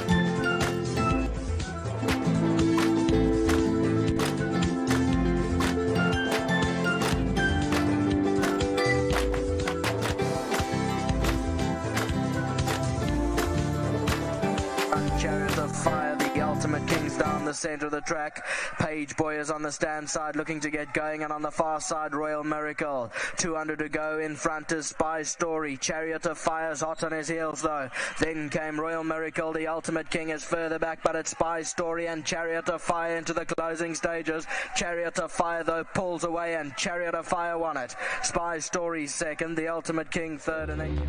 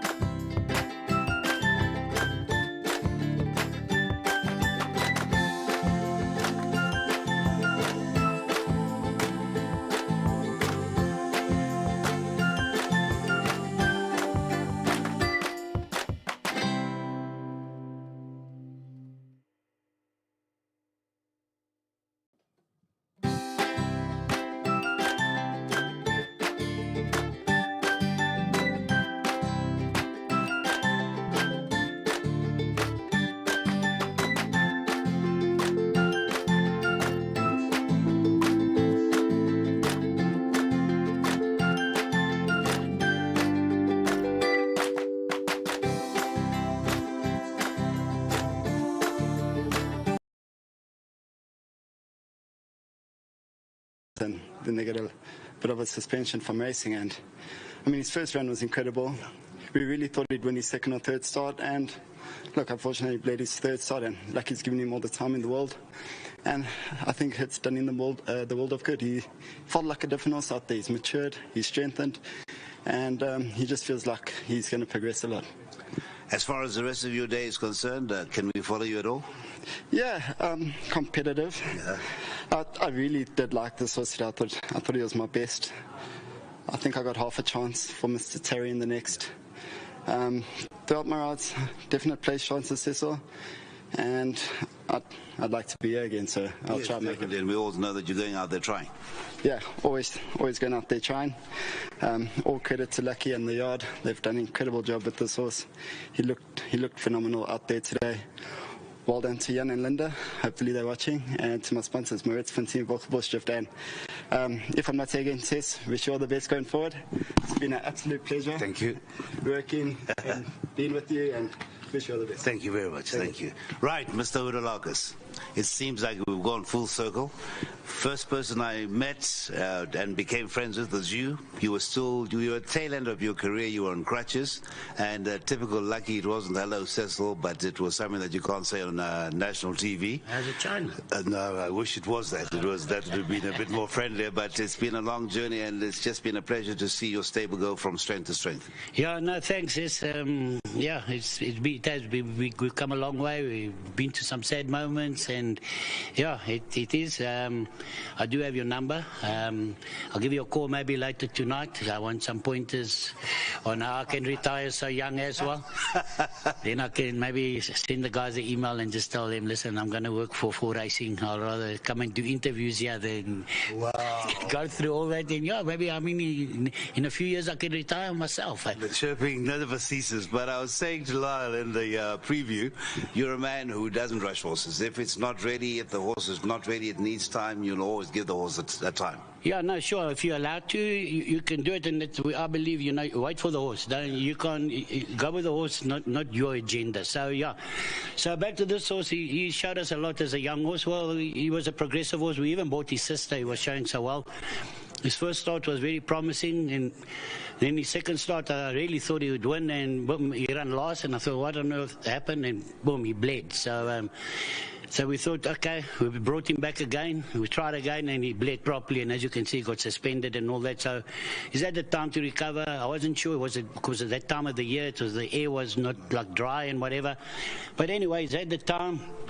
And yeah, Jan and Linda, they also whatever the horses need, they get. So I'm just so happy for them. Well done to them. And yeah, I think I don't think he'll end here. I thought he won a good race. Yes, there wasn't much depth, but you can't stop breathing until you go past the post. You don't know what's going to happen next to these kind of horses. So yeah, big well done to them. Well done to my team, and yeah, and our sponsors Indigo, and yeah. Thank you very much. Good luck on your journeys. Thank you. We will meet. We'll be regular. I wish I played golf, but I'd rather watch paint dry. Well, you retired, so you can come learn. Thank you so much. I'm still learning. Thank you so much, Lucky. Yeah. By the way, who is the winning groom? Sydney. Sydney is the winning groom, and that is a courtesy of World Sports Betting. And of course, we know that the Stakeovens are great supporters of the game. This is an ROA bonus of 15,000 Rand for the wonderful cup that is the Stakeovens. Thank you so much, Mr. Udalakis. Cheers. Thank you, my brother. That is race number 3. The 3 Chariot of Fire comes through to open the pick 6 and a good value on the turn, 6 Rand to 40 the win.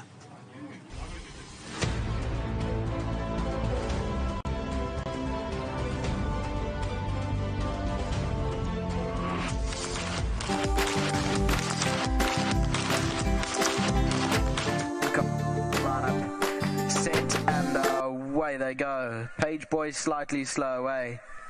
Royal Miracle on the left-hand side began well. Spy Stories going past it though to take over the lead. Chariot of Fire sits in third. 2 lengths away to stand up. The Black Cap, one off the rail, racing back in 4th position. Along that one's inside is the Ultimate King, and then came Page Boy and Live by the Sword as the trailer. As they make their way towards the final 1,000 metres, out in front is Spy Story. Leads the way, got it by about 2 lengths.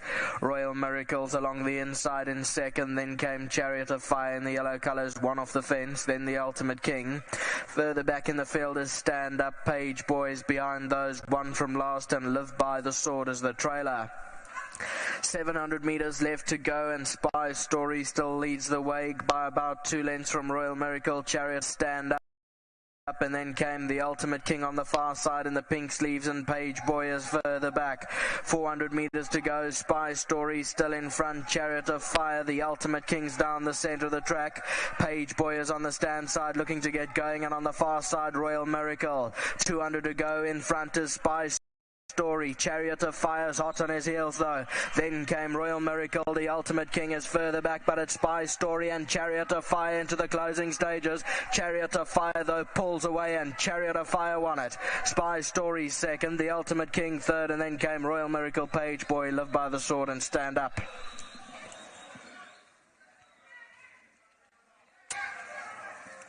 So Spy Story and Chariot of Fire lock heads into the closing stages in the final 100 metres or so. But under Craig Zaki, Chariot of Fire gets the better of them, pulls away. The 3-year-old son of Captain of All out of the Silvano mare, Chariot of Gold, bred by the Klavervlei stud. Jan and Lingus Stekhoven and Lucky Udalaka. Second to number 2, Spy Story. Third to 9, the Ultimate King, and the fourth placing to number 4, Royal Miracle.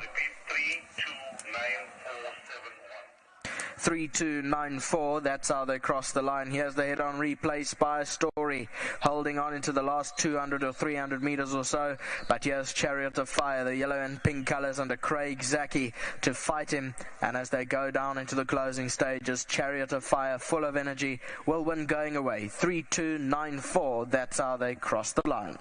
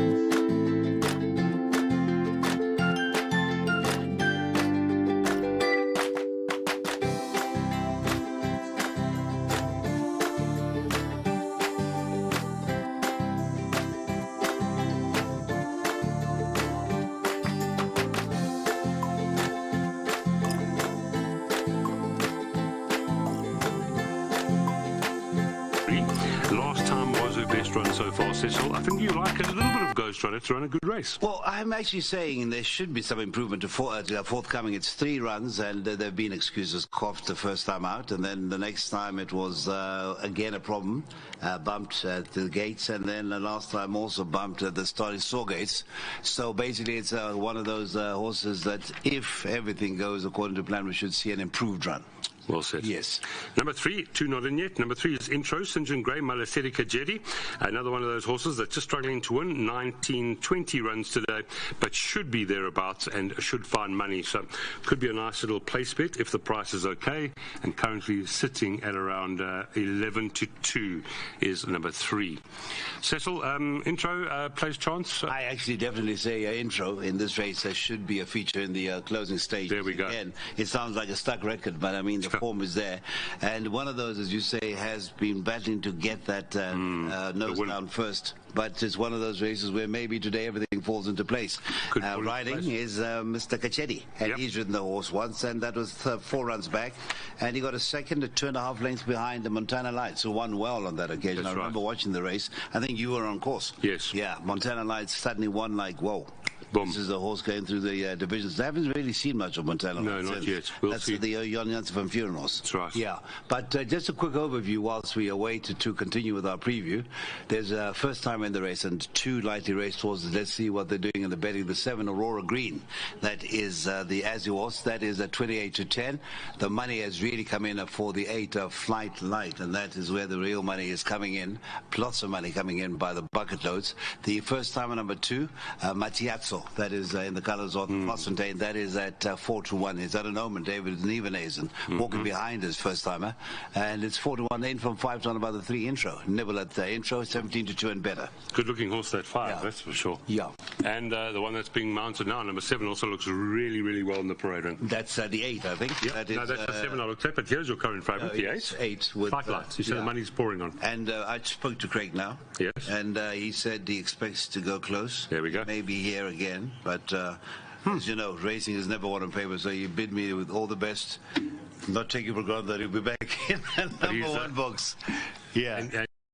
And he's one behind Gavin now at the top of the leaderboard. Yeah. There's the 2 horses coming in. This is the first time you were talking about, Cecil. Yeah. Matiazzo. Yeah. I believe it means gift of God. Really lovely name. Yeah. And David, he deserves a gift. It's been a bit quiet for him. Yes. And obviously, with the small stable, when you lose a superstar, getting back to those levels takes a while, but it always comes round. The mare, Starburst Galaxy, was a very talented sprinter. Yes, 9-time winner. Yeah. From 1,000 to 14. That's correct. There's the 5. See what I mean? So that is a really good-looking horse, number 5. Give me a green light. That is give me a green card. That is the one in the Fossentine Silkside, Mr. Matiazzo. Correct. The colours of Messrs. Moody, Fourie and McNabb. That's the 5. Give me a green card. David Nevenhazen. Kabira Masinani gets the ride. Last time it was Mr. Larina. Now, the only worry about that Gimme Passion form line is that, in fact, we are going to see it as to how strong it is, because the 5 and the 7 have a length and a half or so separating them from that last run.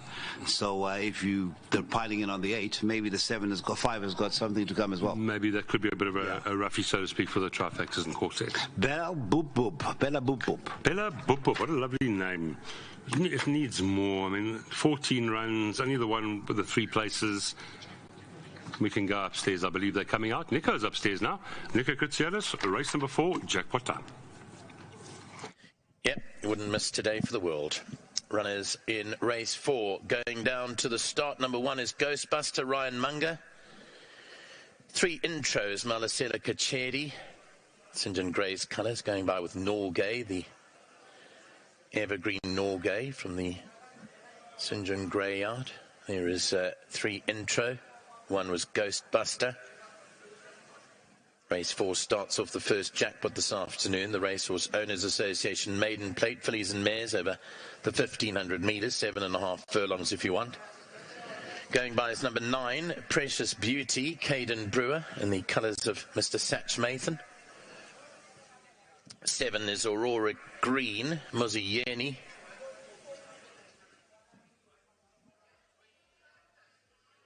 6 is Bella Boop Boop, Louis and Klapo. Tongue tie off for the run today. for Ballad Boop Boop number 6. 8 is Flight Light. Craig Zaki, fresh off a win in the previous race. Goes by with the ready muffs on number 8, Flight Light. 2 runners left to make their way out. Number 5, Gimme a Green Card. And the newcomer, number 2, Matiazzo, who, by the way, is fitted with a tongue tie for her debut run today, the 4-year-old daughter of Silvano.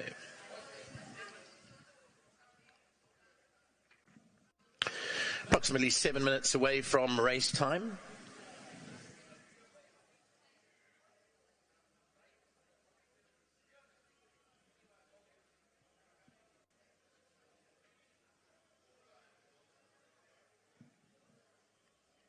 Yes, number 2, Matiazzo, ridden by Gavin Lorena. Showing R5.70 a win. Jackpot pool is up to 111,000 Rand. The last horse by will be Gimme a Green Card, number 5. Cabela Matsunyani rides just a little bit headstrong on her way down to the start. Give Me a Green Card. I recall her being the same way last time out. Today's bipod pool, 174,085 Rand. The place accumulator reached 314,593. And today's pick 6 was on 493,115 Rand. We're just minutes away from the 4th race. Great to be here today, honouring Cecil Mthembu on his last day officially at work before his retirement.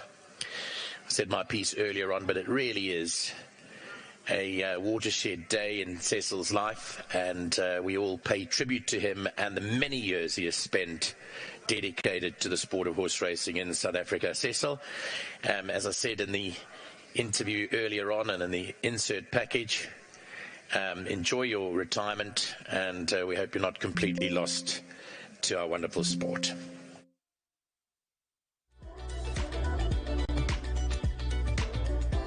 Yeah, nice words there, Nico. We will definitely miss this gentleman on my right here, Cecil Mthembu, who's done so much for horse racing, and a voice missed, but he will be back in different ways. Cecil, you're not completely gone. No, I'm not gone, and basically, if I'm not working, you'll definitely see me at the races. I hope so. Become a second home. I think you call it a busman's holiday. That would be me. I'm actually I'm one of those guys who take leave and spend half the leave at the race course. You can always go and get me coffee and tidy up my computer. Not a problem. In fact, I would expect to get one free as well, because I will be on get my SASA cards. Exactly. Yeah. Right, race number 4. Racehorse Owners Association Maiden Plate. Fillies and Mares, 1,500. Tongue tie on the first timer. Number 2, Matiazzo. Scratched the 4, Jilted, and there are 8 of them well on the way down to the start. You mentioned the betting. Flight Light's now 5-2. That is number 8. The 7 is sitting at 3-1. 9-2 about number 2, the first timer, Matiazzo. Intro number 3 is at 11-2, and then it's 17-2, number 1, Ghost Buster. How are we playing this, Cecil? You know what? This is the first leg of the jackpot. So I was actually talking about the pick 6, Matiazzo. You wouldn't need to put in the pick 6, but now the jackpot, Matiazzo. Let's have a look on the betting boards. Is your 3rd favourite, and did look well. There's money around. Yeah. So I think you'd have to have a go with this Silvano, and is Gavin Lorena on board? Okay, David and Gavin have a long-standing relationship from the days when David had got his full trainer's license. They actually won the nursery together, if memory serves right. You're right. Now, this is a very well-bred individual. Obviously, a bit of a worry that she's only making her debut at 4, but the mare was exceptionally fast, won 9 times, and like you said, the fact that Gavin takes the ride, take it seriously on debut. And you know what? You've got to look at the ownership now. The man, part of the ownership, is a man who's already had over 300 winners in one capacity or another. Rob McNabb. He's got horses all over the country. Yep. I think we're actually going to see another one in his own colours. That is a wise act later on. Yes. And he wasn't, last time I caught a post-race interview in the Western Cape, he wasn't too well. I think Glenn was saying this is for Rob, he's not too well. And if you are listening, Rob, we really do wish you well, and hopefully you are already recovered as this race is about to run. Well said. So that's the 2. We are including it. Now let's go to number 7, Aurora Green. For the Azzy team, Muzieni, I'm assuming you're leaning towards it. I was leaning towards towards this one. Not the worst derby in the world. There was some money around, and going down with Musley aboard. What did you think? I definitely like what I'm seeing there. This is the last of the Azzy horses, and of course it sounds cliche over the years. It's always been known how they well turned out horses they are, and it must be said that the young man who's the front of the stable now is also well turned out. Yes, Adam. Very He looks like one of the horses, doesn't he? Yeah, and he's a very so good looking. Decent human being. You won't find many. I take you a bet in 20 years or 10 years there's going to be a saying. It's turned out like an Azzy horse. Yeah. One day. Well, no, it's already there. Yeah, it is already. Yeah. You're okay. right. Now it's typical Azzy horse, but as you say, it will become turned out like an Azzy horse, which is often said as well. Yes, correct. So we're both putting this high up on our list, even though finishing quite well beaten. Great Notion has come through in Frank the Form. Definite runner for us. Number 8, the favourite, has been a lot of money. Flight Light, Sean Terry, Craig Zaki, and that was not a bad run last time. Yeah, the mother was very, very versatile from 1450 to 2450. That would have been the Derby, I think. Yeah, yes. That's your Derby distance.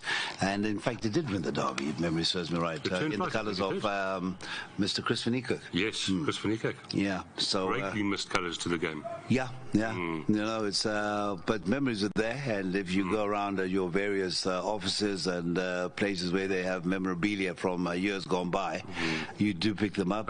Whenever they play montages of previous winners of Julys and whatever, you see those colours. Colours everywhere. Yeah, so you see a lot of colours that were really sort of fixtures, and some of them are still there. But it just sort of evokes lots of memories, and lots of wonderful memories. What a gentleman. Yeah. So we certainly give this a big chance. That'll be in our top 2. You were chatting about number 5, Give Me a Green Card. She just really caught my eye. Kabelo Matanyani. I think she's going to improve, and I think she could be thereabouts. Yeah. Beaten by useful sorts, Corrupt, the first time. Next time I was Take Your Place, a St. John Grey runner who's held form since winning that maiden. I don't know if it's actually won again, but certainly been contending. And then you had Give Me a Passion. Now, as I say that form, let's see exactly. That is the Lucky who the Larkus also was winning at the second time of asking for Lucky and David Shaw. Yes, that is correct. And favourite the next time as well. Yeah. That's Give Me a Green Card. Cess, I want to get your thoughts on the 1 and the 3. Just make sure you don't run out of time. Yeah, well, you heard my thoughts on the 1. Yeah, you like number 1 a little. On form, and I'm saying maybe if everything comes together at the starting store gates. There it is, number 1. Yeah, there's the 1. Going down nicely. And I'm sure Ryan would have put in a bit of work at track on this horse, as is his want. And let's see what we get from Ghostbuster, but it has to jump on terms. And hopefully there is no respiratory problems or anything to that effect during the running. Correct. Number 3, Intro, we've already chatted, should be there and thereabouts again. She's consistent, she's struggling to win, but she should be there and thereabouts in this type of field. Yeah. Again, well placed by St. John Grey. Yeah, so it's Intro. But you know the thing is, we'll say he's struggling to win. 102,000 Rand earned already. Exactly. You don't mind, it's a homebred. And what more do you want? But they are beginning to load, I believe. We're just having a look at our friend there with Mr. Kajedi. Kiratile Kacheri. Manisela Kiratile Kacheri. Thank you. There's another memory. His dad. Wonderful young man. Lovely. Wonderful young man. Right. It is Nico for the first time with his call to race number 4. It is the first leg of the first jackpot now. And let's just have a quick look as they approach their respective starting store gates as to what that first. It's well supported first jackpots generally. Good. And this one is no exception. Already 205,000. There we go. Thank you. Let's cross over to Nico and race number 4. Thank you, sir, for those kind words. Pleasure, Cess, and thanks very much to you. And they are loading up. I just refitted the tongue tie to Matiazzo, the newcomer, and they are now ready to load up. Calling him into line down at the 1500 metre mark. Intro and Bella Boop Boop about to face up. Matiazzo, Precious Beauty, Flight Light. Give Me a Green Card. Aurora Green stands back, so too Ghostbuster. Loading up Matiazzo now. Precious Beauty.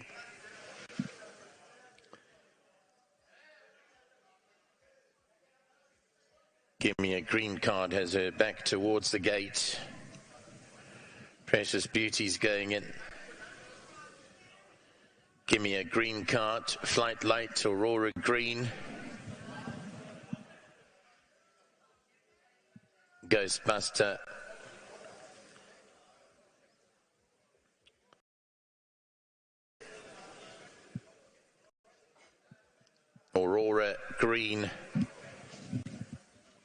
Ghostbuster to complete the lineup. First jackpot, first leg, 1,500 metres. Already now, Aurora Green settles in 8 and was slow away towards the outside. Was Aurora Green. Matiyats also slightly slow to begin with. Precious Beauty went off to lead. Then from Ghostbuster, who raced up into second. Bella Boop Boops on the rail in third. And then Gimme a Green Card. Behind that is Intro in fifth. About 5-6 lengths off the leader. Pace is okay. Behind that is Flight Light. Further back to Matiyatso. And Aurora Green will be at the back end, racing about 8 or 9 lengths off them now as they approach the home turn with just over 1,000 metres left to go. And it's Precious Beauty out on the lead, picked it up 2.5 lengths here from Ghostbuster in second. Gimme a Green Card is third. Then Bella Boop Boop. Racing behind that is Flight Light up the centre. Further back to Intro, the green and white colours is 5 to 6 lengths off the leader. Aurora Green is 2 behind that with Matiyatso. Heading down the straight, and they've got 650 to go. Precious Beauty a length and a half clear from Ghostbuster in second. Bella Boop Boop, Gimme a Green Card. A call now from Flight Light to get close. Has got 4 lengths to make up in behind those. Intro, Aurora Green starting to find her feet down the outside, and then came Matiyatso. 350 left to go, and Ghostbusters hit the frontier. It's Ghostbuster the one to beat. On the outside, Aurora Green tries to run on. Bella Boop Boop and Intro, but it's Ghostbuster from Aurora Green inside the closing stages. Down the inside is Intro, but who you gonna call Ghostbuster? Ghostbuster went on to win it by 2.5 from Aurora Green in second. Intro third, and then came Matiyatsu, Bella Boop Boop, Precious Beauty. Nothing from Flight Light or Gimme a Green Card. It's Ghostbuster for Erico Verdenese, the same colours, and Ryan Munger is now booting at least a winner home and meeting prior to his departure back at the end of March to Canada. 2.5 lengths clear of Aurora Green, who still was getting into things, getting the hang of things in her career. I like the run enough to suggest to back her again next time out. So 1 from 7. Third will go to Intro 3, and fourth to the newcomer number 2, Matiyatsu, who was a bit slow to begin with. Bella Boop Boop behind that Precious Beauty. Flight Lighted every opportunity, just didn't put it in today, and Gimme a Green Card was further down the field. Let's have a look at the head-on replay. Will Ghostbuster hit the front with authority? She's a lightly raced 5-year-old mare. She was bred by the Normandy stud of the Folks family, and she's a daughter of Twice Over out of the Fastnet Rock Fear Buster. Nicely named Ghostbuster wins, and Ryan Munger is in the saddle for Erico Verdenese. Confirming Aurora Green up for second, and Intro, as honest as you can get, back in third.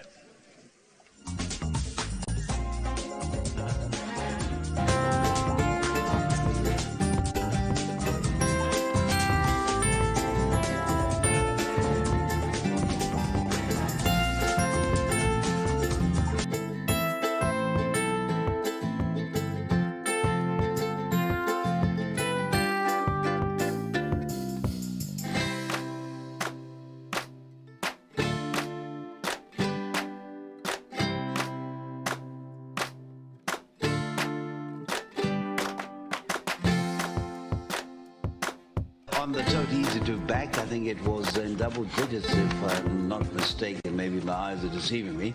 It actually paid, no, 730 at the off. That's good and value. 150, 730 and 150. Second at 2, running on number 7, Aurora Green. Number 7 paid the 140 the place. Third to Intro, another stake check for St. John Gray's Intro, and that pays 140, and fourth going to number 2, and that is pleasing. Debut again running on nicely in the end. Matiyatsu. You like the 1, I like the 7. We both like the 3 for a place, and the 2 looks progressive.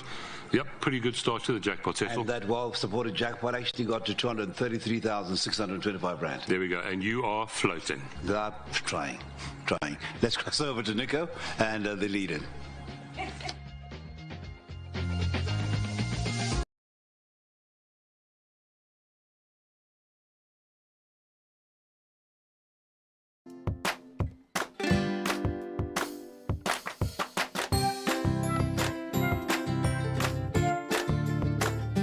Getting used to this number 1 box here back in South Africa. Loves it here at home, and he's ridden this one perfectly for winning owner trainer Erico Verdenese. Nice to have Gigi Nobrega with us today, restaurateur of very high regard in these regions is Gigi Nobrega. And very good friend too to the Verdunese stable. Well done to Ghostbuster, number 1. 5-year-old Bay Mare by twice over out of the Fastnet Rock Mare Fear Buster. It's won very well today by over 2 lengths. Second to Aurora Green, number 7. Third was 3 Intro, and fourth to the newcomer, number 2 Matiazzo. Well done to Erica Verdunese. First leg jackpot winner is home.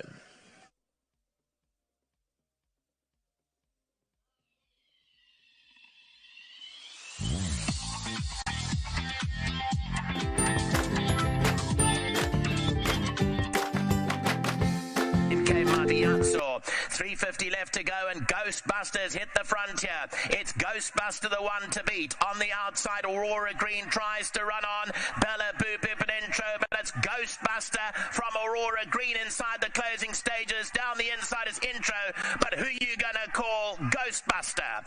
Ghostbuster went on to win it by 2.5 from Aurora.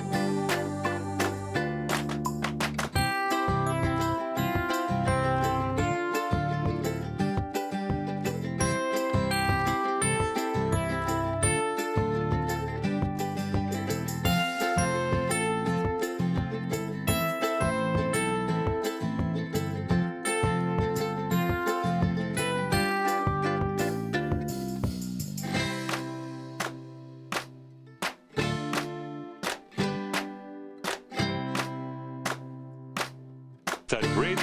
Ryan, Ghostbusters, you watched this as a child?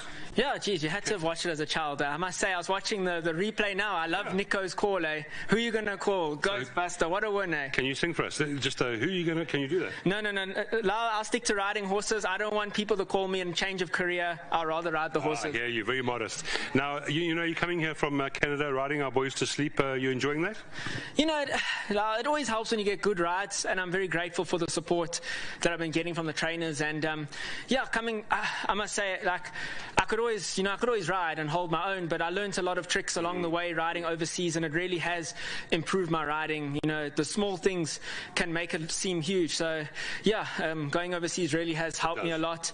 But like I said, the trainers, thank you to them, the owners, they're putting me on these nice horses, and all I'm doing is just delivering the goods. So like I said to Mr. Verdunese, the last time I rode a winner for him must have been 10 years ago when I was an apprentice. Geez, I was a claim 4.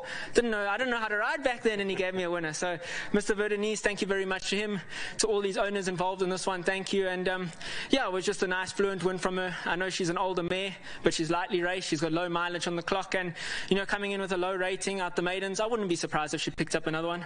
Yeah, I love it. I'm going to just say to the other jockeys, I am joking when I say ride them to sleep, but certainly going overseas really increases your confidence in the way you ride. Like Craig Zaki, look what happened when he came back, for instance. If you look at all the top jockeys, Lyle, they all had an overseas stint somewhere along the line. So the proof is in the pudding. But yeah, before I go again, thank you to my sponsors, Bryanston Auctioneers, best sponsors around. It's all the connections. I appreciate it. Thanks, Ryan. Thank you. Lovely having Ryan here for as long as it is. Let's get the groom in here. His name is Jungle. I've just met Jungle for the first time. Jungle, well done. 1,500 Rand from World Sports Betting. Thank you. All down for Mr. Eric. Thank you very much. And this movie, Ghostbusters, did you watch that movie? You must watch the movie Ghostbusters. It's very funny, but well done to you and the whole team. Okay. Thank you. Thank you, Jungle. 1,500 Rand. Compliments of World Sports Betting. Here he is, Erico Verdenese, with his final runner on the card. Well done. Thank you. It was nice, yeah. Lovely win, and this horse has just improved every run. Oh, she has, so it's just like Ryan says, it's low mileage, and she's small, but there's quite a bit of it, so I like what he says, and I'm hoping that we can pick up another one, I just looked at the race, and it was really nice to watch, and everything just seemed to fall into place, and you can call it at quite a long way out, and I thought, and then I saw something chase her, and then I thought, no. The 7, Aurora Star was coming. Started coming, so, but it was nice, and well done to me, and thank you, and thanks to everyone, and it was nice. Really. Did you name the horse? I did. So you like the movie too? Yes, I still watch them. I even watched the latest one just to make sure. They're getting a bit weird these days. Yeah. But it was nice. It's nice, you can walk away the winner. It's been a while, so it hasn't been good for us there at 2:15, but hopefully it stays away a bit, and hopefully the guys can do better. Yeah, the winners come. Well done. Thank you very much. Much appreciated. Well done, Erica. Lovely way to end off your day. Ghostbusters done the job. He's admitted he's a big Ghostbuster fan. Well done, Ryan. Lovely having him around. Well done to Normandy Started Breed this one. The numbers you need, race 4, 1, 7, 3 and 2. A final word to Jungle. Well done to the groom here as well.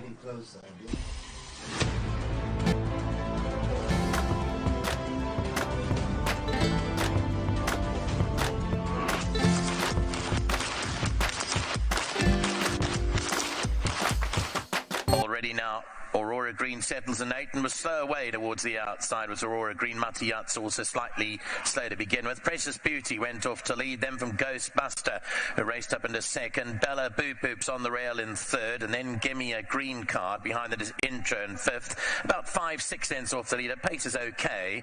Behind that is Flight Light. Further back to Matiyatso, and Aurora Green will be at the back end, racing about 8 or 9 lengths off them now as they approach the home turn with just over 1,000 metres left to go. And it's Precious Beauty out on the lead, picked it up 2.5 lengths here from Ghostbuster in second. Gimme a Green Card is third, then Bella Boop Boop. Racing behind that is Flight Light up the centre.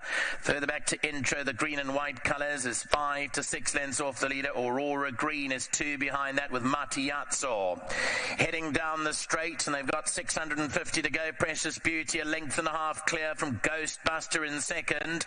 Bella Boop Boop, Gimme a Green Card. A call now from Flight Light to get close. Has got 4 lengths to make up in behind those. Intro, Aurora Green starting to find her feet down the outside, and then came Matiyatso. 350 left to go, and Ghostbusters hit the frontier. It's Ghostbuster the one to beat. On the outside, Aurora Green tries to run on. Bella Boop Boop and Intro, but it's Ghostbuster from Aurora Green inside the closing stages. Down the inside is Intro, but who you gonna call Ghostbuster? Ghostbuster went on to win it by 2.5 from Aurora Green in second. Intro third, and then came Matiyatsu, Bella Boop Boop, Precious Beauty. Nothing from Flight Light or Gimme a Green Card. It's Ghostbuster for Erico Verdenese, the same colours, and Ryan Munger is now booting at least a winner home and meeting prior to his departure back at the end of March to Canada. 2.5 lengths clear of Aurora Green, who still was getting into things, getting the hang of things in her career. I like the run enough to suggest to back her again next time out. So 1 from 7. Third will go to Intro 3, and fourth to the newcomer number 2, Matiyatsu, who was a bit slow to begin with. Bella Boop Boop behind that Precious Beauty. Flight Light had every opportunity, just didn't put it in today, and Gimme a Green Card was further down the field. Let's have a look at the head-on replay. Well, Ghostbuster hit the front with authority. She's a lightly raced 5-year-old mare. She was bred by the Normandy stud of the Folkes family, and she's a daughter of Twice Over out of the Fastnet Rock Fear Buster. Nicely named, Ghostbuster wins, and Ryan Munger is in the saddle for Erico Verdenise, confirming Aurora Green up for second, and Intro, as honest as you can get, back in third.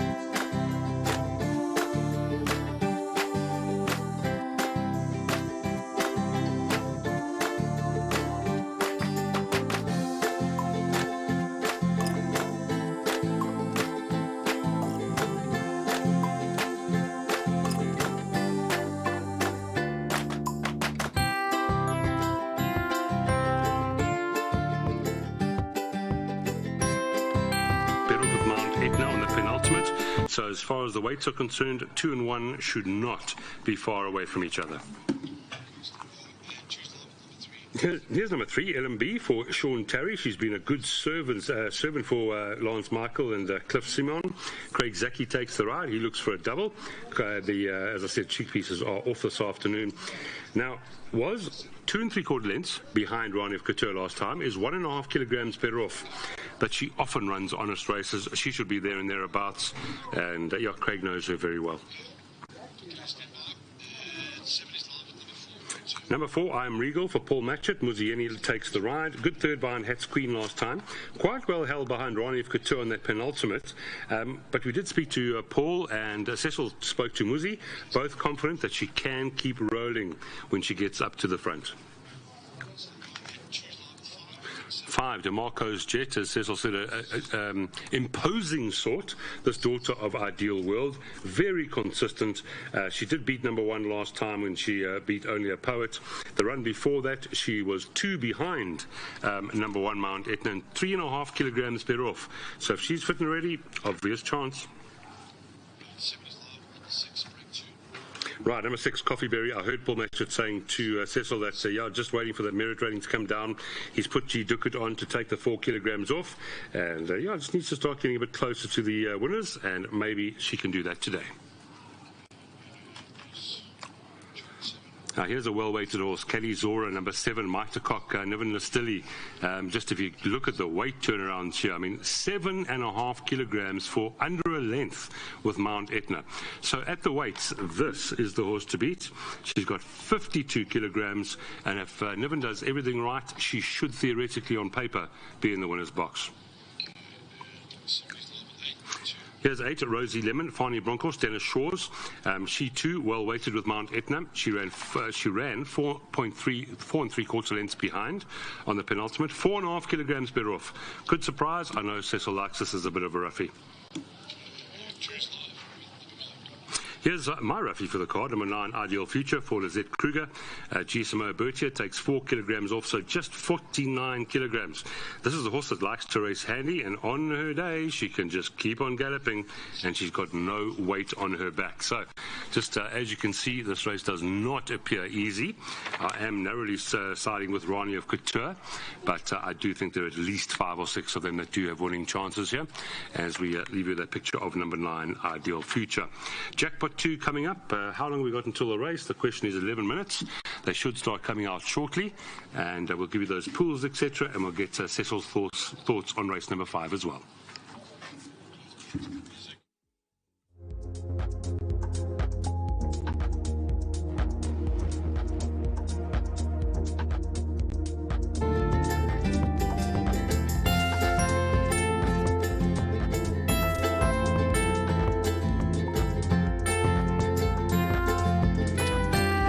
Attention please, runners and riders for race 5, the Tab Telebet 0861 0000822 fillies and mares 87 divided handicap over the 1800 metres, and are leaving the parade ring.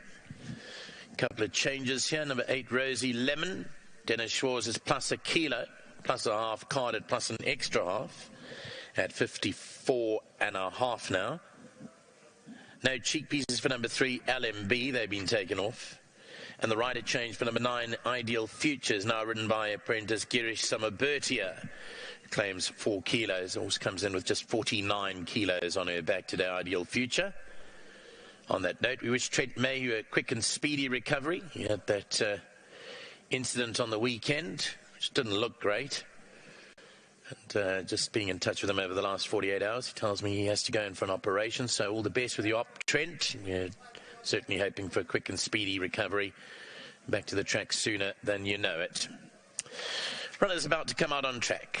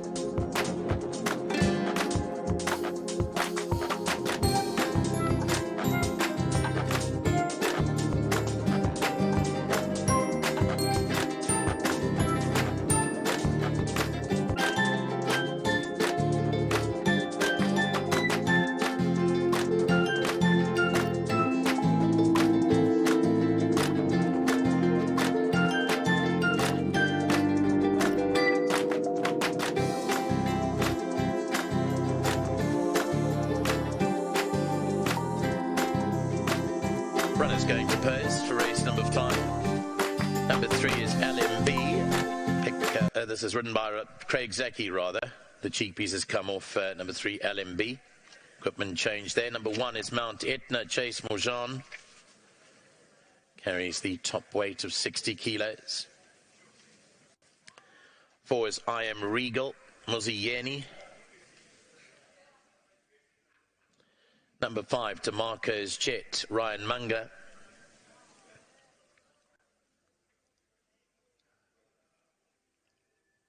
Next is 6, Coffee Berry, apprentice Girish Dukat. Claims 4 kilograms, down at 51 there's Coffee Berry. Here's the favourite 2, Rani of Couture, Gavin Larina.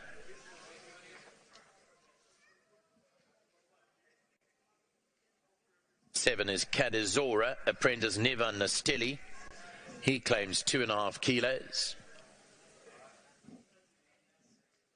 Number 8 is Rosie Lemon. Dennis Schwartz puts up 1 kilo. And 9 is Ideal Future. And apprentice Summer Bertia claims 4 kilograms. Runners and riders then for race 5. It's the kickoff of Jackpot 2. So don't get left if you want to take a second jackpot. Closes at 14:45, so there's still 7 minutes on the clock.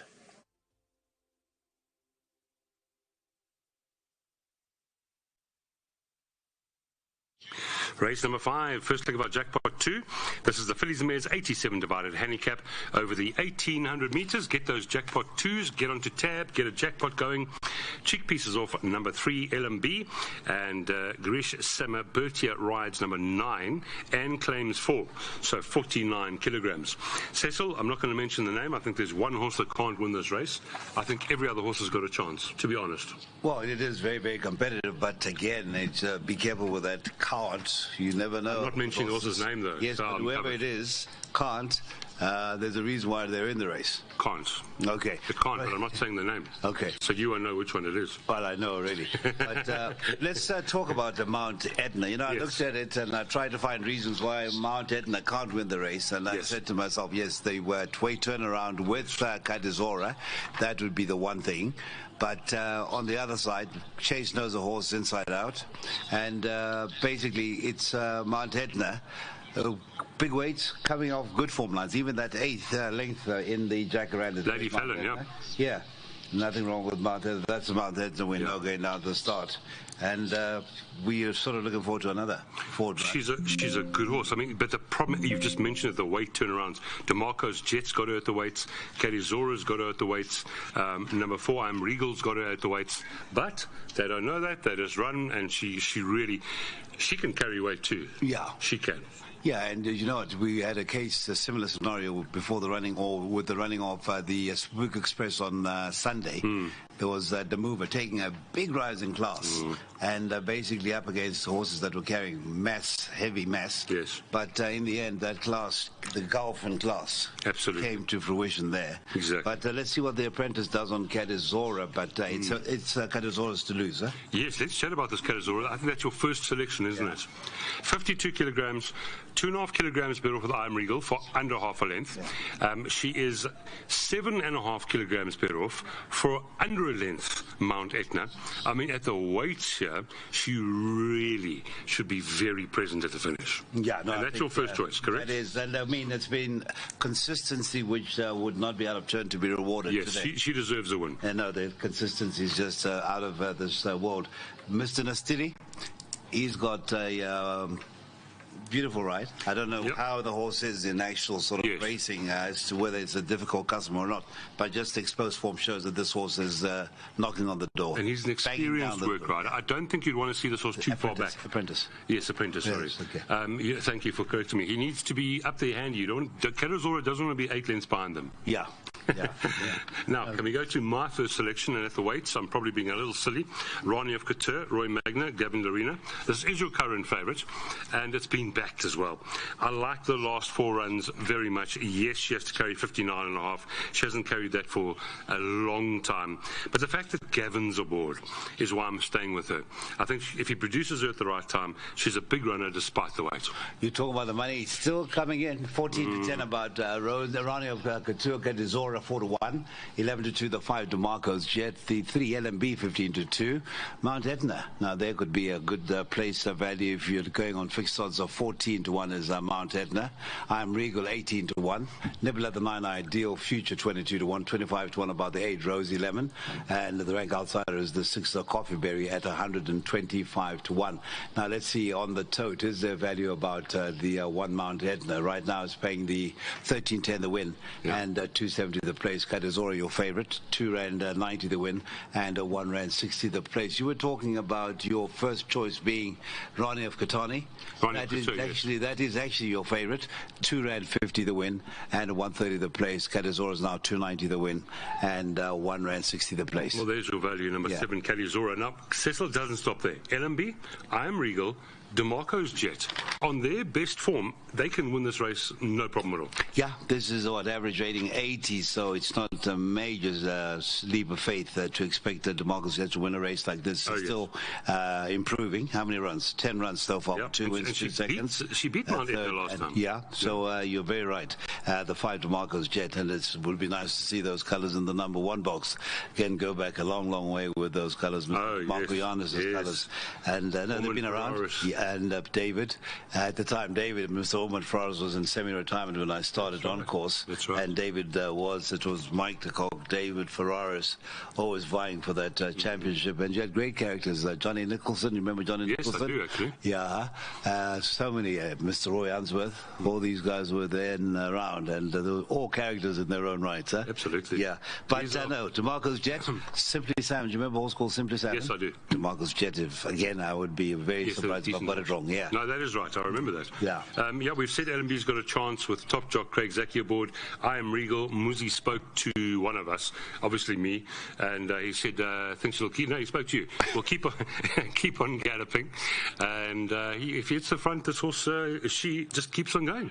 You know what? I'm in the mindset to retire right now, but if I had my way and if I was feeling rather charitable, I would actually give you my opportunity to retire and I'd work in your place because your memory is gone to short. Well, you see, you said that you interviewed Paul and I spoke to Muzi. Cecil, I want to ask you about 2 roughies here for the race. Yeah. Rosie Lemon, Ideal Future.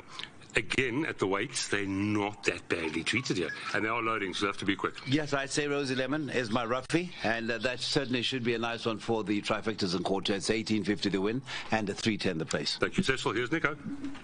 Thanks very much. Loading up at the 1,800-metre marker. LMB's going in. DeMarco's Jet, Coffee Berry is loaded up. Rosie Lemon, Ideal Future. Cadizora and Rani of Couture will be the last couple. Cadizora goes forward. Rani of Couture, we're set to go 1,800 metres and they're sent on their way. It was an okay beginning for them over here.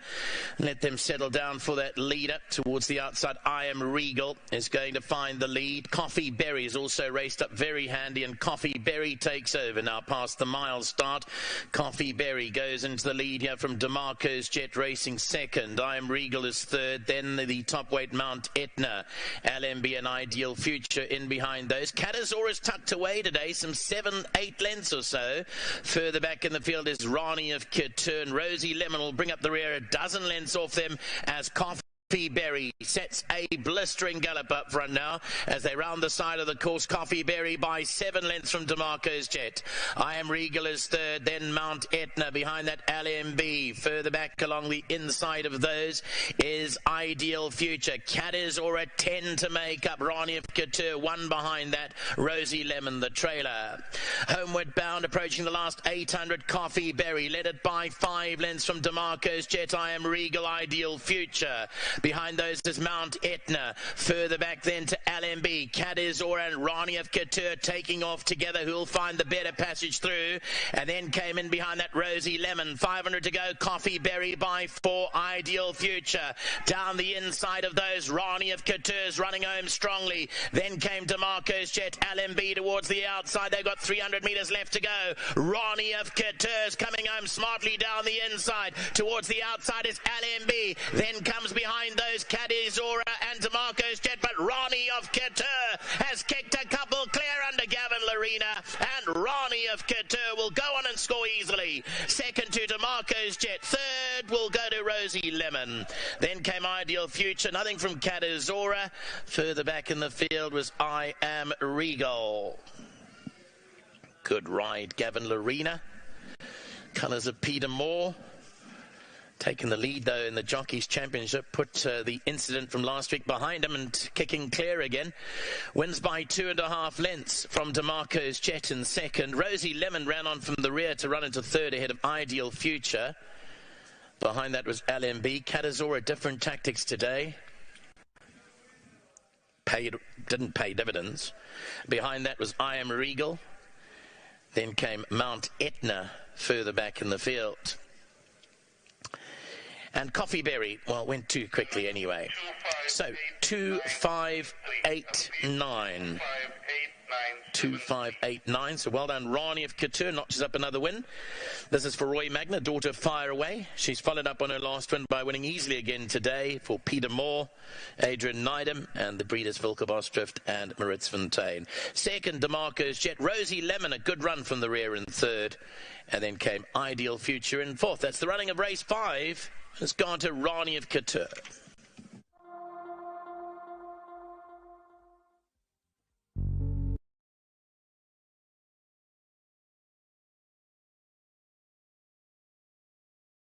Roy Magna, Gavin Arena. You know, at the weights, I had quite a few to beat here, but the horse is running so well, and you know Gavin's in such good form. Well done to Mr. Moore, Vilke Bosdrift and Maritz Fontaine runs first. The imposing number 5, DeMarco's Jet, second, and then Cecil's Ruffy 8th, third, and my Ruffy 9th, 4th. So Cecil, this should be a really easy quartet for us to catch, but we didn't take one. No, we didn't take one, yeah. And well done to those who did take it, but 2 Rani of Couture has really sort of made all the backers happy, but the money didn't lie in this instance. Correct. I mean, this was a horse that started off at 2-1, and at the off, I think, was at around 14-1. The money, 14-10 rather. Yeah. The money just kept rolling in, 13-10, in fact, as the SP, and just basically justified money proved to be on the button, and of course Gavin had to pull all the stops out, and did just that, and I think they're level at the top again, or is it 2 ahead? That's a good point. I'll work it out now. Yeah. But very disappointing Cadizora. At the weight here really should have been involved. Found himself trapped behind a wall of horses, and I could see that.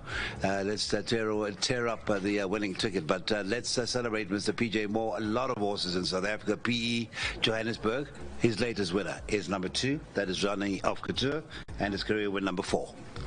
And returning to the winners' enclosure, jockey Gavin Larena on Rani of Couture. Well done to Gavin, well done to Roy Magna, well done to winning owner Peter Moore.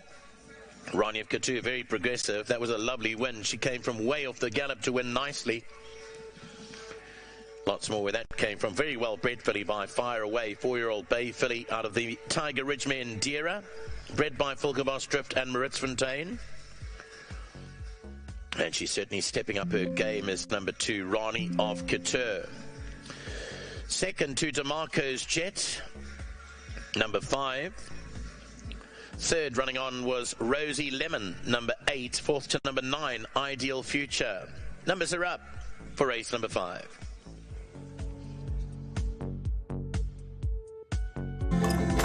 It's running home strongly. Then came DeMarco's Jet. LMB towards the outside. They've got 300 metres left to go. Rani of Couture's coming home smartly down the inside. Towards the outside is LMB. Then comes behind those Cadizora and DeMarco's Jet. But Rani of Couture has kicked a couple clear under Gavin Larena. And Rani of Couture will go on and score easily. Second to DeMarco's Jet. Third will go to Rosie Lemon.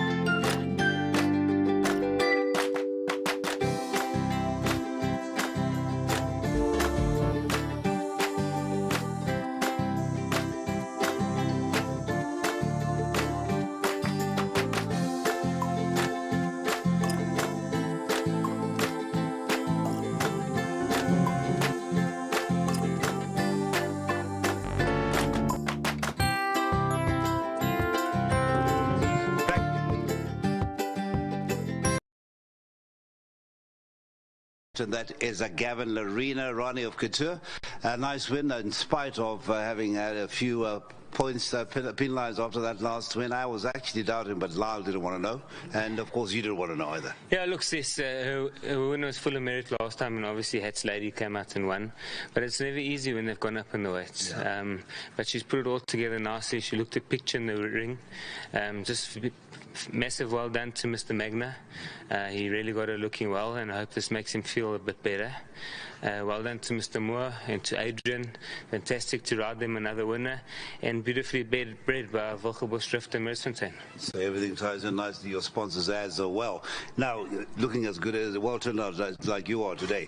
But let's just talk about the horse that we need, or what is happening here. You're getting supporters coming to. This is for you, see? Oh, shucks. We're going to miss you dearly. Thank you for all the beautiful moments we've shared with you on the TV, listening to you. You've been a very special person to racing. From as long as I can remember, you were on that screen, and we're going to miss you dearly. Hopefully, we're going to see you here and there in the future. But wishing you a very, very happy retirement, and we're all blessed to be part of your journey. And we thank you very much. This is from the Larina family and from the racing fraternity. Guys, I never stuck for words, but now I just don't know what to say. I was saying to Clyde, how stolen. A day without laughter is a day wasted. No, definitely. And you and I certainly have had many of those, even when days are dark. I really thank you for this. And okay. You're going to ask me about race 7 and 8. So I ride Chieftain in race 7. Yes. He's nicely drawn. So his first run over the course and distance. Quite excited to see him running over this course and distance. I think he will get the 1200, but it is really stuck away today. It's a competitive field, sis. And then in the last race, I picked up Tiger Storm. Yes. A competitive little race, but he's ridden it twice before. Yeah, I haven't done the best on him. I've run 2/4, I think, but I think he's learned now to win, and quite excited to ride him. I think he's off quite a neat handicap, and I'm sure he'll be in the frame. You know what? You have really stuck me away today, huh? You have stuck me away. Must I do the race call for you? Well done to Ronnie of Couture, Roy Magna, to the Moore family, and to well-bred by Wilgebusch Drift and Mercentain. Thank you so much, sir. And may you have a wonderful afternoon ahead. And this is much appreciated, Gav, and it's from the bottom of the heart. It's been nothing but fond memories seeing you achieve 2,600, did you say? Just over 2,500. 2,500, and may you have another 3,000, 4,000. Whoever is counting, they will lose fingers to count, but may you continue to go from strength to strength. Thank you, sis, from your mouth to God's ears, and again, thank you for all you've done for racing. Thank you so much. Thank you very much. Now, there's a man who was supposed to be here, Matluku. He's gone to look after his horse. This is Matluku, who's going to be the groom, and who was supposed to get the check, Jeffrey? Sydney. But well done to Mr. Magna, well done to Casey. That's Casey Botha, and well done to all the people at an Inform Roy Magna stable.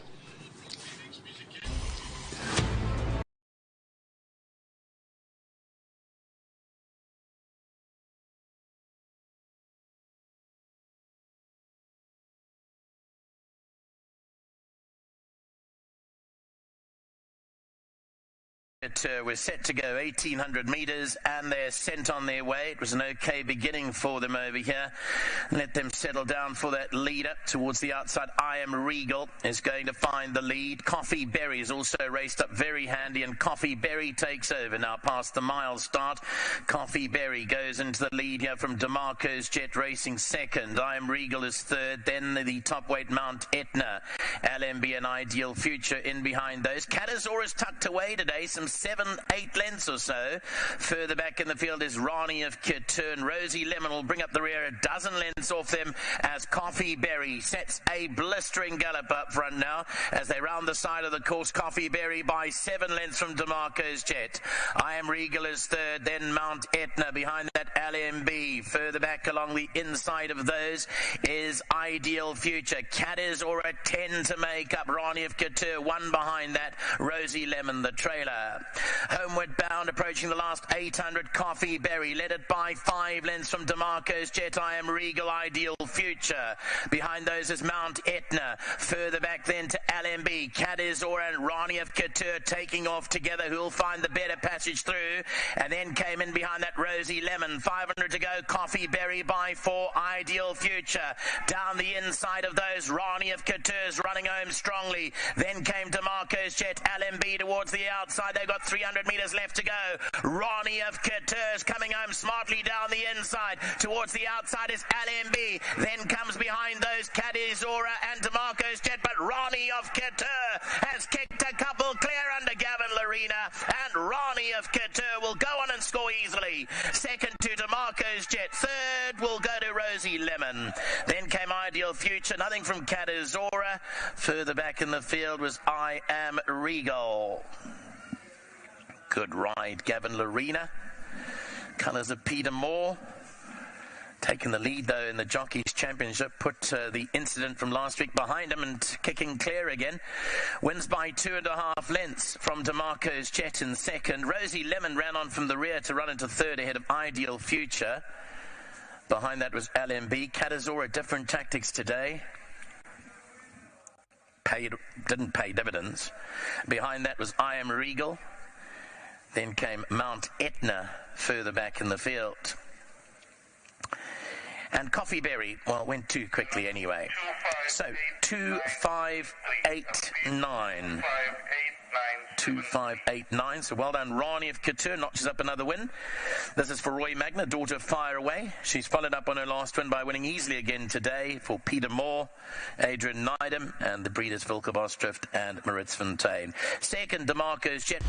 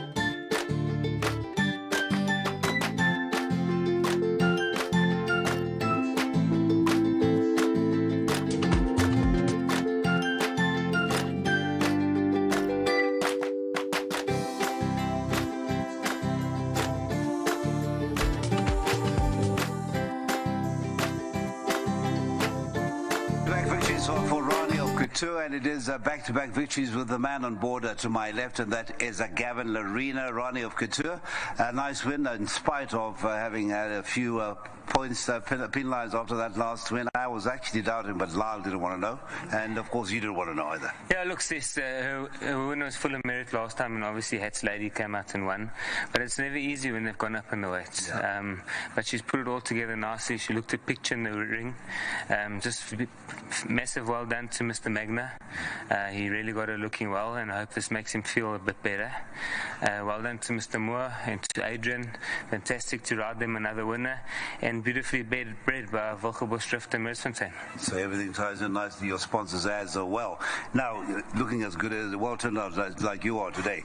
But let's just talk about the horse that we need, or what is happening here. Are you getting supporters coming to? This is for you, Seth. Oh, shucks. We're going to miss you dearly. Thank you for all the beautiful moments we've shared with you on the TV, listening to you.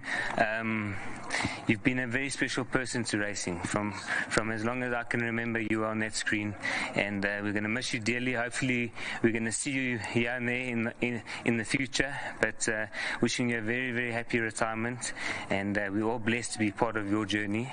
And we thank you very much. This is from the Lorena family and from the racing fraternity. Guys, I've never stuck for words, but now I just don't know what to say. I was saying to Clyde, I was told a day without laughter is a day wasted. No, definitely, and you and I certainly have had many of those, even when days are dark. I really thank you for this. And okay. You're going to ask me about race 7 and 8. So I ride Chieftain in race 7. Yes. He's nicely drawn.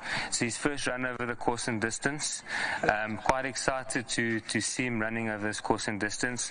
I think he will get the 1200, but it's a competitive field, sis. And then in the last race, I picked up Tiger Storm. Yes. Competitive little race, but he's been it twice before. Yeah, I haven't done the best on him. I've run 2 fourths, I think, but I think he's learned now to win, and quite excited to ride him. I think he's off quite a neat handicap, and I'm sure he'll be in the frame. You know what? You have really stuck me away today, huh? You have stuck me Must away. I do a race call for you? Well done to Ronnie of Kutoy, Roy Magna, to the Moore family, and to well-bred by Wilgebusch Drift and Mersfontein. Thank you so much, sir. And may you have a wonderful afternoon ahead. And this is much appreciated, Gav, and it's from the bottom of the heart. It's been nothing but fond memories seeing you achieve 2,600, did you say? Just over 2,500. 2,500, and may you have another 3,000, 4,000. Whoever is counting, they will lose fingers to count, but may you continue to go from strength to strength. Thank you, sis, from your mouth to God's ears, and again, thank you for all you've done for racing. Thank you so much. Thank you very much. Now, there's a man who was supposed to be here, Matluku. He's gone to look after his horse. This is Matluku, who's going to be the groom, and who was supposed to get the check, Jeffrey? Sydney.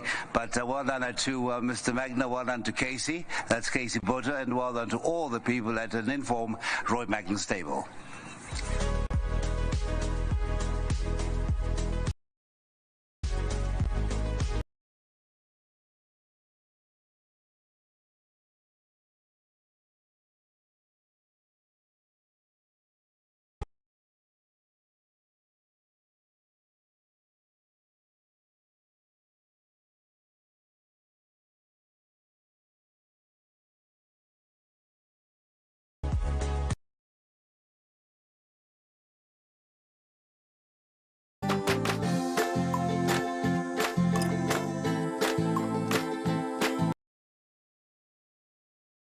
What a lovely interview with Gavin Lorena. He is an absolute gentleman of the turf, that man.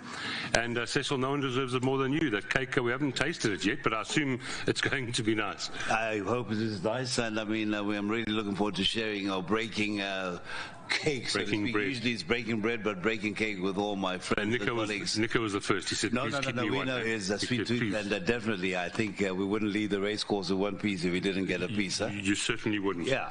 Right. Let's have a look at number 1, Ancient Wisdom. Now, when it won its maiden in this, at Turpentine, and that was on the 7th of November on the inside track.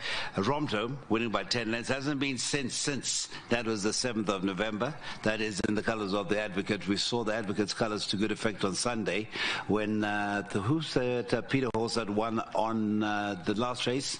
On Sunday, Yes, I wasn't the with you, 3-year-old so giving I weight. don't- Giving weight yes, but it was giving weight. I remember that. Yeah. In the meantime, and it was sibling to Vistula. Yes, that's correct. Blinkers seemed to help, obviously. Romped home, 60 kilograms coming into a 71. I'm not sure how to read this horse. It's at 7-1. I'm just going to sit on the side and watch. Yeah, okay, that is the ancient wisdom we're still talking about, yes? Yes. Okay. What about Kuramati? I thought this would kick on, but it's too early to say it won't kick on because it was just a one-post maiden run, finished 7.5 lengths off them, and I think there's still a bit more to come. I did like the maiden win. Yeah, it's the rank outsider at the moment at 45-1, and I believe Kuramati is an island in the Maldives, so you can go there, but it's extremely expensive. Yeah, like not just graced after debut, there should be more to come. Yeah, it was also a first run after arrest. Oh, right, yeah, and of course, that form line, that maiden form line, glamorous to ADS, there have been one or two indirectly come out of that, but I think Kuramati's got a future. Yeah, certainly could. I'm not going to go for it today, but maybe next time. Now, Sensoria's win was sensational last time. That was sensational, and that was over the 1600, and if repeating and ridden in a similar manner and turning up in the same vein, I think we've got a big run for Free of Seattle to consider. Kamati River is the horse you're looking for. Yes. Vicky Lorena just sent it through. Very sharp, that Vicky Lorena. Vicky, yeah. Sensoria, Kabila Matsanyani, Robin Claassen. I didn't put it into my selections, but I've heard a lot about it on course. I know you like it. I know Nico likes it, so I'm certainly respecting it. No, you got to respect it. And look at it. Yeah, this horse took a while to get out of the maidens, but since getting out of those maidens, had the two-post maiden runs, and then coming back to the very course, and that was over the 1600, literally romped home in the end. Well said. Yeah. Number 5, Free and Settle. We both like this one again. St. John Grey, Muzi Yeni. This is my first selection. This is not one of those that just can't win. Has won. And I think with Muzi aboard again this afternoon, this for me is the horse to beat. No, I wouldn't disagree at all. And of course, if you look at the form with the 10 Cartagena, you're looking at two horses that basically have got collateral form, and what this one is down is half a kg better off with, but I think with that 4 lengths still will not be bridged enough for it to beat I like, as you know, Heather Adamson. I keep a wary eye on her, but there it is, talking about Cartagena. I think must really sort of step up a couple of lengths to get the better in spite of that half a kg advantage. Well said. 6 and 7, we've gone to the 8 and the 7. I think just generally the 6 looked really well. Angel's Wish, and then you've chatted about Cartagena. The 8, Great Barrier. You wanted to put this into your top 4. Yes, this I was trying to find the dam's form line, couldn't find it, but I think perhaps could surprise over this extra ground. Hasn't been too far off, and we do know that the stable have really hit their straps. 5 runners the other day, 2 winners and 2 seconds, and today Great Barrier should run a decent race in the colors of our man Mr. A.J. Cohen, and of course at the back there's a great expectation from the markets that their horse in the back could do something. Well said. So let's hope that they run well. All right, Nico's standing by to call them down for race number 6. The final time to get a pick 3 on. Here is Nico.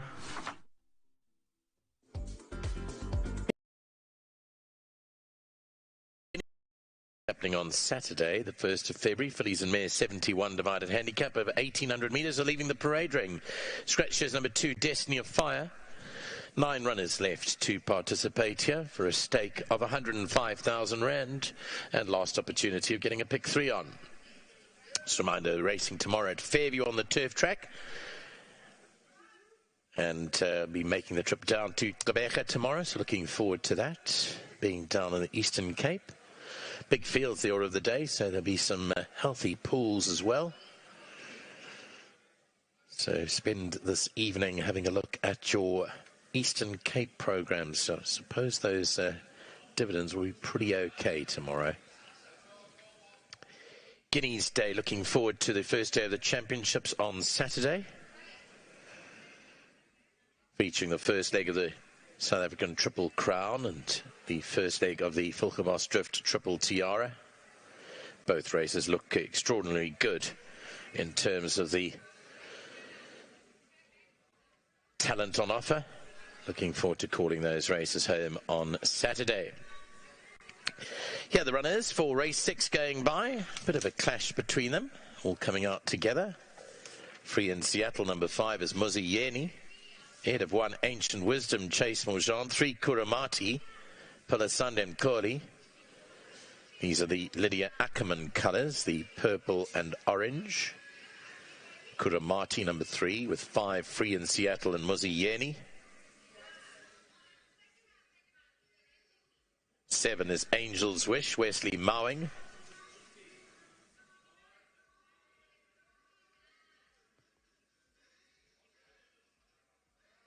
Number 1, Ancient Wisdom, Chase Mojan.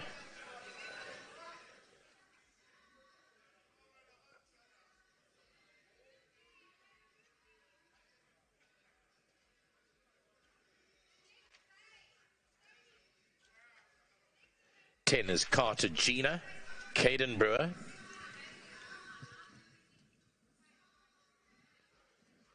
Sensoria is number 4, Cabela Matsunyani. Goes bound with the red earmuffs on. 6 is Gloria Mundi, Craig Zaki. Also a set of red earmuffs. 9 is Whistle Down, Nathan Klink. And 8, Great Barrier, Dennis Schwarz. That'll be the field for race number 6. And our 2 gentlemen on course, Cecil Mtembu and Lyle Cooper, will try and fathom out which one they're going to end up with. There's Great Barrier. Just doesn't want to get down to the start. Great Barrier is with the lead pony. Sure she'll work out what to do shortly.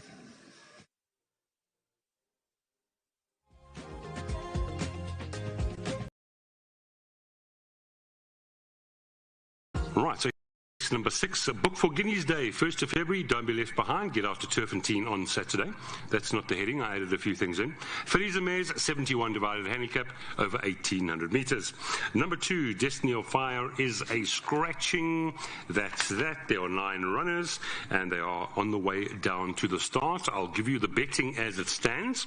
There's been more money for number 5, Free in Seattle at 18 to 10. It's 6 to 1, bit of outside money there for number 6, Gloria Mundi, or Mundi, into 6 to 1. I can see why. It looked magnificent. 7 to 1 about the 4, Sensoria with Robin Clarkson. The 1, Ancient Wisdom, Runaway Maiden Victor, is at 15 to 2.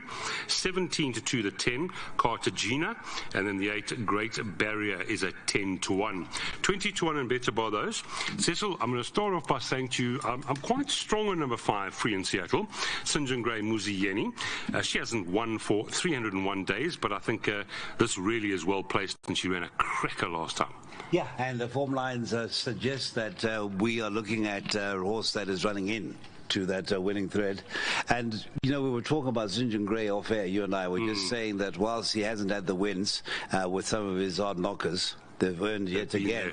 And I think as an owner, a trainer, if you've got horses that you know yourself, because you know that they are limited, or perhaps you've been expecting wins from them earlier, if they don't win, as long as they bring back their stake checks and they come back sound, most importantly, I think that's a victory in itself. Well said. Muzieni, I mean, when Muzieni and St. John Gray team up, we take them very seriously. It's not an easy race, and she has been struggling to win, but I'm going to make her my city. Yeah, no, you and I are both. You with me as well, yes. Yeah. You know, there was a time just before unfortunate intervention of fate. They had a run of 16 winners. St. John Gray had 16 winners, and all of them were ridden by Muzi. Yes, I remember. Yeah, you remember that just before he was injured, and then he went in a drought. Yeah. Correct. But no, let's say it's certainly coming back. Potberry was the first. Yes, correct. But we're just having a look at the horses. There is the Africa's Colours, and thanks so much, Komati River. Thanks, Vicky. That was the winner, making it back-to-back victories under Gavin. That was for the Tony Peters stable. Yes. Ancient Wisdom. That is, it's really interesting to see what sort of an Ancient Wisdom we see after that break and the maiden win. Yeah, I can't read this horse. I mean, what a fantastic win. There have been no winners from the form line, but some decent runs before that. Blinkers definitely helped. Chase takes the ride. Sure, it could win. It could. I don't know. I don't know how to place this horse. I don't know how to read it. Yeah, that was over the 1800 on the inside track at Turpentine. Although it must be said that on that occasion there were 1 or 2 horses, yes, went off as worthy favourite, but there were 1 or 2 who were expected to put up some sort of bold challenges. We never quite, and some of them are still trying to get out of those maidens right now. But that's just maybe sort of puts a question mark on the strength of that field. But beyond that, add to that, you can only beat only win, and that's yes, 10 lengths. 10 lengths. Phenomenal win. Yeah, right. So the 2 is a Scratching Destiny of Fire. The 3, Komati River. Komati, right? Komati, yeah. I'm just thinking of Komati River. Yeah, Komati River. Yeah, no, let's see exactly what is to transpire after that break. And this will be a second run after the maiden win. Yeah, Flower Alley, I'm in the same boat with the one. I'm not sure how to read this horse. Obviously has some ability. Midfield in that first run out of the maiden win. Not today. Maybe she might just need another one. Right. 3 and 4. My idea of the exacta. Yeah, Sensoria, I know you, Nico, have liked this the whole day. Good win last time. Cabello aboard. Good-looking individual, the daughter of One World. One World is just taking over the world at the moment. Fantastic offspring. I didn't like it originally on form, but you've convinced me. We're putting it in. You've got to put it in, and definitely if in the same sort of space as last time out, I think we'll see a very, very good run indeed, and it will be an interesting contest between the 3, the 4. They should be fighting it out, and of course we won't rule out your 10 Cartagena. Yes, would you mind having a look at number 5, number 6, I'm sorry, if you could bring up number 6 again. Sorry, Ricky, we weren't following your numbers there. Number 6, Gloria Mundi, Tony Peter, Craig Zaki. I mean, that first run out of the maiden was, was not well bad at held. all. Yeah. Well held by Free and Settle, but have a look at this horse, Cecil. Here we go. Have a look at Go Past. Really good-looking individual. Yeah, and just I would throw that in, just looking at the looks of it. And then I want to go into, we haven't chatted about Cartagena yet. Yes. Now, if you go back, there's a run. I will show you which one it is. The run behind Flamboyant Flyer. Yeah. Cartagena actually which the first one. Yeah, the 28th actually of November. beat and holds number 5. Yes. Free and Settle. So this is my second selection. With 52 kilograms, not the best draw, but it's 1800. I think this horse is going to run the money, and I'll tell you what the price is currently at 10 to 1. That's my value for the race. No, I did say to you, although I do still believe that wherever Free and Seattle is, number 10 Cartagena may just be nipping at the heels. Yes. Yeah. And then you mentioned both the 8 and the 9. You believe both of them could run in and produce value. I said to you, if there's a surprise in the trifectas quartets this morning was Whistle Down. Yes. But then, of course, the 8, Great Barrier, informed stable, and we know when the stables turn, this hasn't been too far off. I mean, if you look at the winning and losing distances, I don't believe that this horse will be out of place in winning. Dennis Schwartz seems to have a good strike rate for Candice Period, and he knows the horse as well. And there is Whistle Down coming down in the merit rating since winning that maiden, and up in trip again to 1800. When it won its maiden, it won over the 1800, which is today's distance over today's course. Yeah, 55 so perhaps. Was it today's course? No, it wasn't. That was actually, that maiden win was that Turfendine on the stand side track. 15 stand. Yeah. So, bit of value there from Cecil. The 8 and the 9, throw them into your trifectas quartets. Both of us like the 10 to win a big race. And then, obviously, the 5 and the 4. Gloria Mundi purely on looks. And then the 1, I know I'm on the fence with the 1. Are you going to? No, I'm on the fence as well. Yeah. I think it's more of a look-see, wait and see, and watch what you see today. And from there, you can actually make your judgments. But to me, the race should be fought out between the 3 and the 4. And that's the money's just pouring onto number 5, Free in Seattle, into 15 to 10. Is it the 5 or the 4? It's the 4, yeah. And then, no, it's the 5. Sorry, Free in Seattle. Free in Seattle, that race should be between the 4 and the 5, rather. And the 6, they're going for this one late, Cecil. 11 to 2 now. Number 6, Gloria Mundi. Take note of that. Sensoria gone out to 8 to 1, and a bit of outside support for the 1 into 15 to 2. So the market is coming for the 5 and the 6 currently.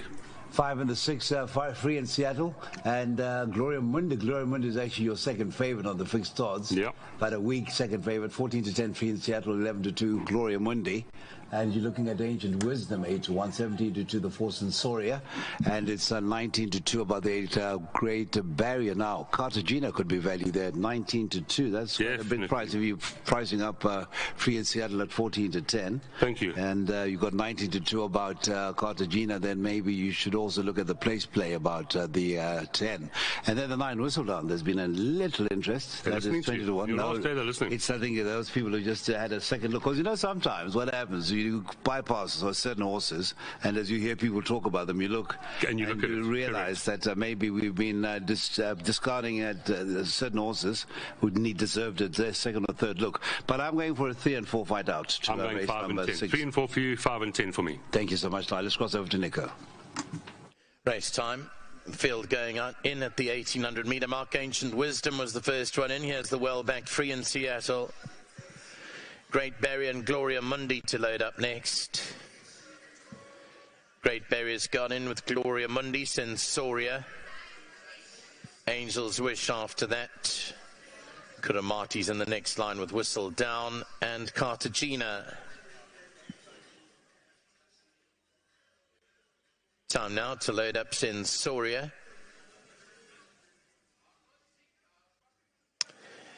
Sensoria's about to go in. Angel's Wish, Kuramati, Whistle Down and Cartagena will complete the line at the 1800 metre marker. Sweltering hot day here at the Vaal. Just about ready. They're set to go. And away and racing from that 1800 metre marker. Kuramati could have got a better start. Sensoria straight off to the lead, but Free in Seattle is not letting her get too far away. Sensoria is not completely settled out in front with Free in Seattle, and Ancient Wisdom is back in third. Then Gloria Mundi and Whistle Down, the yellow colours on the rail, 4 lengths off the leader. They followed by Great Barrier. Kuramati's racing very freely behind the horses there. On the outside is Cartagena, which will leave Angel's Wish at the back end, 8 lengths off the leader as the runners work their way down to the side of the course now, and 1200 metres left to go. Sensoria is the leader by about 1.5 lengths from Free in Seattle in second. Ancient Wisdom is third. Then there's a gap of 3 lengths back to Gloria Mundi, and fourth Whistle Down is fifth. Great Barrier in sixth, 8 lengths off the leader. Cartagena and Kuramati and Angel's Wish is quite a long way back, got a dozen to make up as they turn the corner into the home straight and race down towards the last 800 metres.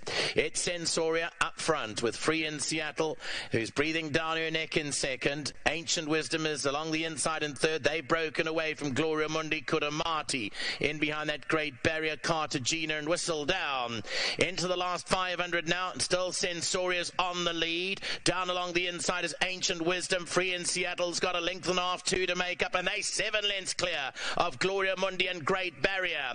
The race hotting up with 300 to go. It's still Sensoria in front. Ancient Wisdom down the inside. Free in Seattle still got this 2 lengths to make up, and towards the outside of those is Gloria Mundi, Sensoria, Ancient Wisdom. Free in Seattle warming up. It's these three. Ancient Wisdom picked up the lead along the inside and is going on best of all, yeah. And Ancient Wisdom will go on and beat Sensoria. Third will go to Free in Seattle. Angel's Wish ran on nicely for fourth, and the rest weren't in the contest.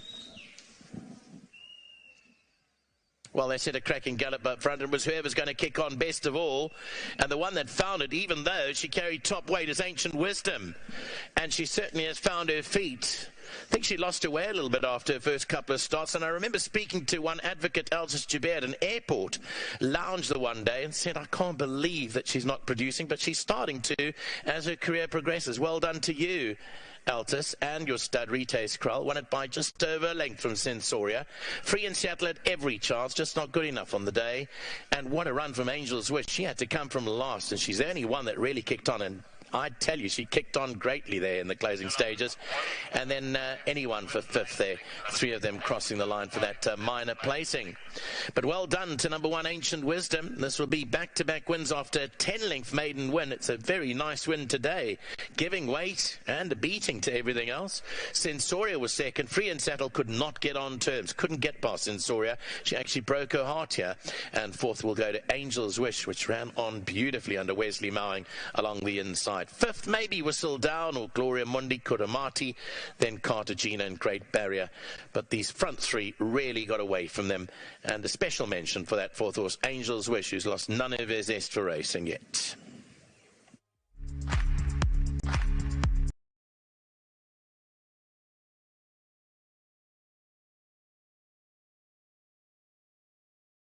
Wisdom has shown that a maiden was no fluke, and the daughter of Ideal World has won well a game.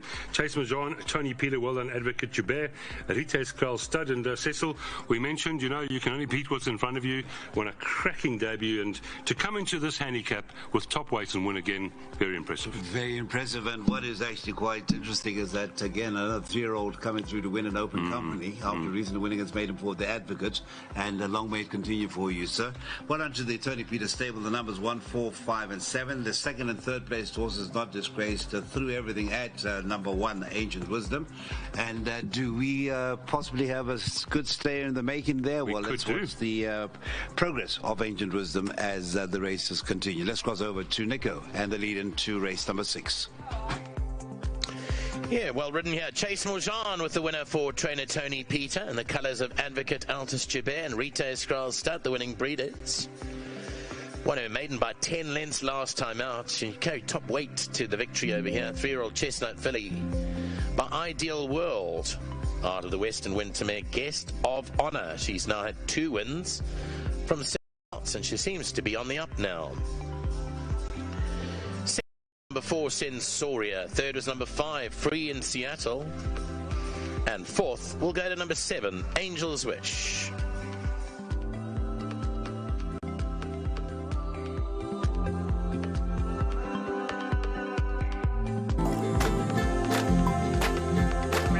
Great Barrier. The race hotting up with 300 to go. It's still Sensoria in front. Ancient Wisdom down the inside. Free in Seattle still got this 2 lengths to make up, and towards the outside of those is Gloria Mundi, Sensoria, Ancient Wisdom, Free in Seattle warming up. It's these 3. Ancient Wisdom picked up the lead along the inside. It is going on best of all, yeah. And Ancient Wisdom will go on and beat Sensoria. Third will go to Free in Seattle. Angel's Wish ran on nicely for fourth, and the rest weren't in the contest.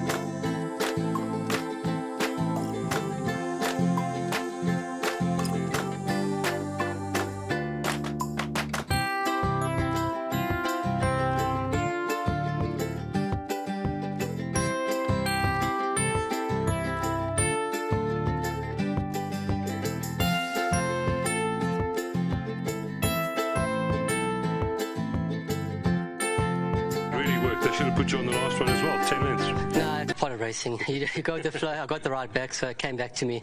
Just a big thank you to Tony for the chance. Not easy for a 3-year-old to come with top weight and beat, some hard knockers. Good win. 100%, but also, listen, the race ran perfectly for me. I was drawn 1. I was box seat the whole way out, beautiful cover the whole way through, and the race went very easy for me. Well done, Chase. Lovely riding winners and lovely chatting to you. Thank you. And just I'd like to say farewell to Cecil. It's been great being to him, so all the best for the future for him. Thank you. And to my sponsor, thank you very much. There we go. Chase Morjan, he's on the board. Here's Mark representing the stable. Well done, Mark, and the whole stable. Advocate Joubert, he deserves the winner. Well, the 2 little wins in a row.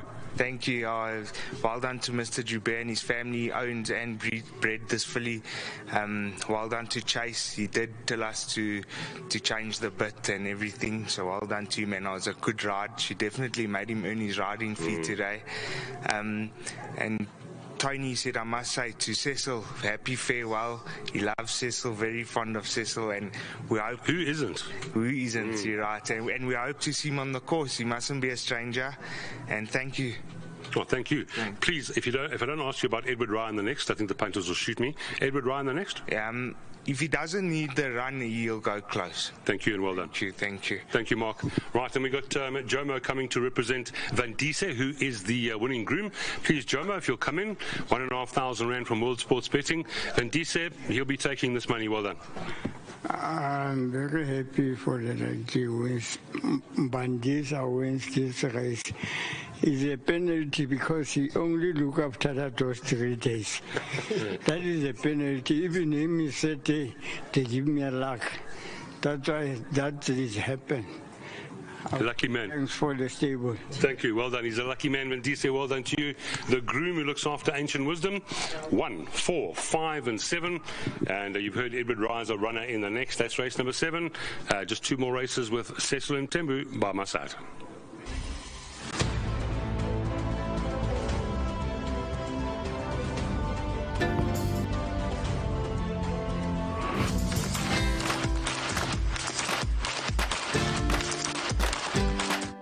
Set to go. And away and racing from that 1,800-metre marker. Kuramati could have got a better start. Sensoria straight off to the lead, but Free in Seattle is not letting her get too far away. Sensoria is not completely settled out in front with Free in Seattle, and Ancient Wisdom is back in third. Then Gloria Mundi and Whistle Down, the yellow colours on the rail, 4 lengths off the leader. They followed by Great Barrier. Kuramati's racing very freely behind the horses there. On the outside is Cartagena, which will leave Angel's Wish at the back end, 8 lengths off the leader as the runners work their way down to the side of the course now, and 1,200 metres left to go. Sensoria is the leader by about 1.5 lengths from Free in Seattle in second. Ancient Wisdom is third. Then at a gap of 3 lengths back to Gloria Mundi, and fourth Whistle Down is fifth. Great Barrier in 6, 8 lengths off the leader. Cartagena and Kuramati and Angel's Wish is quite a long way back, got a dozen to make up as they turn the corner into the home straight and race down towards the last 800 metres. It's Sensoria up front with Free in Seattle, who's breathing down her neck in second. Ancient Wisdom is along the inside in third. They've broken away from Gloria Mundi. Kuramati in behind that Great Barrier. Cartagena and Whistle Down into the last 500 now, and still Sensoria's on the lead. Down along the inside is Ancient Wisdom. Free in Seattle's got 1.5 lengths, 2 to make up, and they 7 lengths clear of Gloria Mundi and Great Barrier. The race hotting up with 300 to go. It's still Sensoria in front. Ancient Wisdom down the inside. Free in Seattle still got this 2 lengths to make up, and towards the outside of those is Gloria Mundi, Sensoria, Ancient Wisdom. Free in Seattle warming up. It's these 3. Ancient Wisdom picked up the lead along the inside and is going on best of all, yeah? And Ancient Wisdom will go on and beat Sensoria. Third will go to Free in Seattle. Angel's Wish ran on nicely for fourth, and the rest weren't in the contest. Well, they set a cracking gallop up front, and was whoever's going to kick on best of all. And the one that found it, even though she carried top weight. And I remember speaking to one advocate, Altus Joubert, at an airport lounge the one day, and said, I can't believe that she's not producing, but she's starting to as her career progresses. Well done to you, Altus, and your stud, Rite Skrull. Won it by just over a length from Sensoria. Free in Seattle had every chance, just not good enough on the day. And what a run from Angel's Wish. She had to come from last, and she's the only one that really kicked on, and I tell you, she kicked on greatly there in the closing stages. And then anyone for fifth there, 3 of them crossing the line for that minor placing.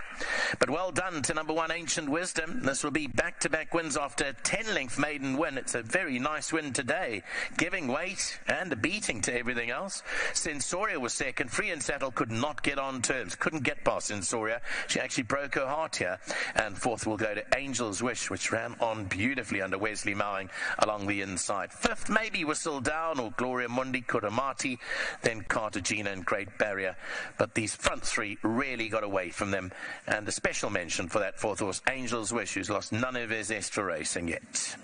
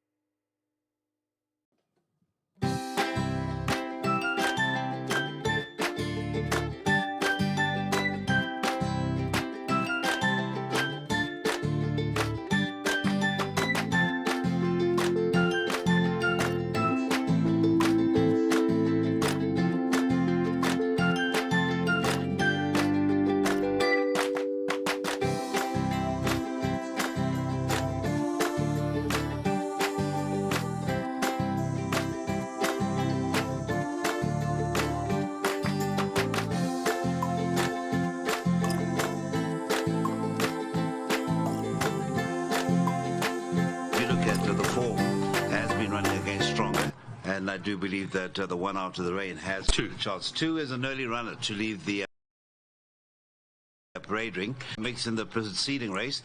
This is a horse that can turn it on. I'm not really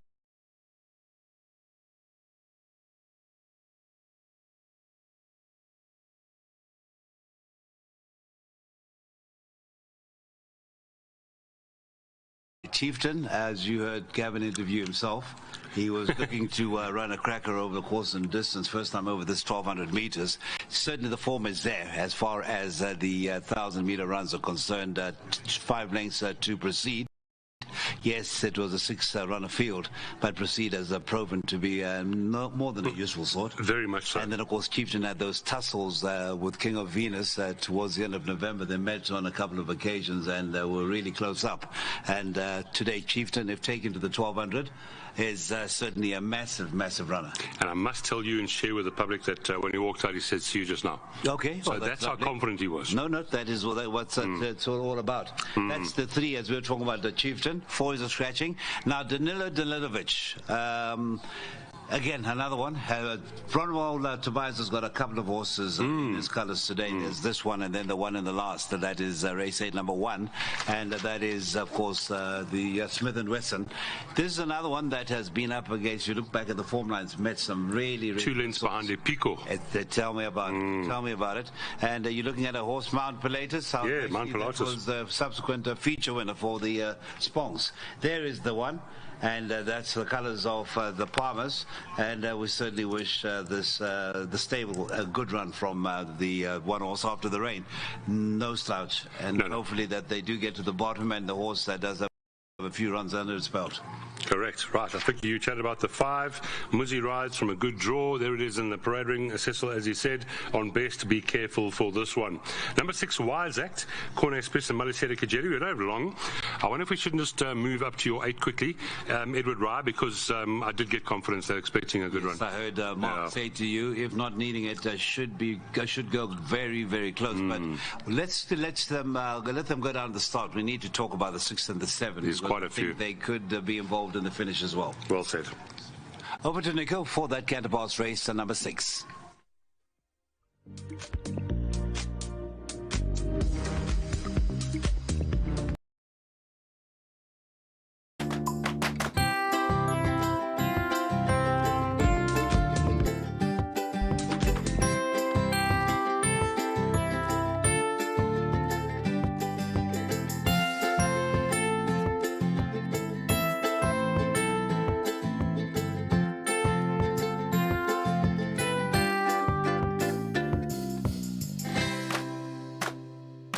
King Grey after the rain, head down to the start under Louis Claremont, a pickup ride for Louis. And also Bio Farmer. Number 2 go by early with Jeffrey Saister. The other early runner is number 11, Midnight Gem. Well, she is standard early runner. Dennis Schwartz rides plus a half a kilo at 54. Will mount up on the course, will Dennis, number 11, Midnight Gem. Just give me 1 and 2 for Nico again quickly so we can just load on Silver. Give me number 1 quickly so Nico can have a quick look on real time what it looks like. Right, stand by Silver. So that's 11, Midnight Gem. And this was after the rain. 7-year-old Entie in the Palmer colours, Louis and Clarpo. And before that, Bio Farmer came out with a lead pony, and Jeffrey Saister rides Bio Farmer. Looked full of beans, did Bio Farmer today, with his compression mask on. So back to the live picture now is number 11, Midnight Gem, Dennis Schwartz. Another jockey change here is for number 13, who got a run late, Fastnet Filly, Cabello Matsunyani. With number 4, Roll with the Punches, being scratched. Here's number 5, Danilo Danilovic, Muzieni. Co-owner Bronwell Tobias is on track to see his horses run today. 7 is Sian the Conqueror, Jared Penny. 6 is Wise Act, Malasela Kachedi. Number 9 is the newcomer to the province, Night Bomber, Ryan Munger. EMF's taken off. Here's 3, Chieftain, Gavin Larina. 8 is Edward Rye, Craig Zaki. Number 12, Sutherland, Pilasande Mkoli. 13, Fastnet Philly, Cabello Matsunyani. And number 10, Ensuing, Chase Mujan. That'll be the field for race number 7, the penultimate race today. It's off at 7 minutes to 4, so approximately 5 or 6 minutes left in which to bet. Back to Cecil and Lyle, and we saw that cake being cut earlier on. Hope you've divided it into some sizable pieces for us.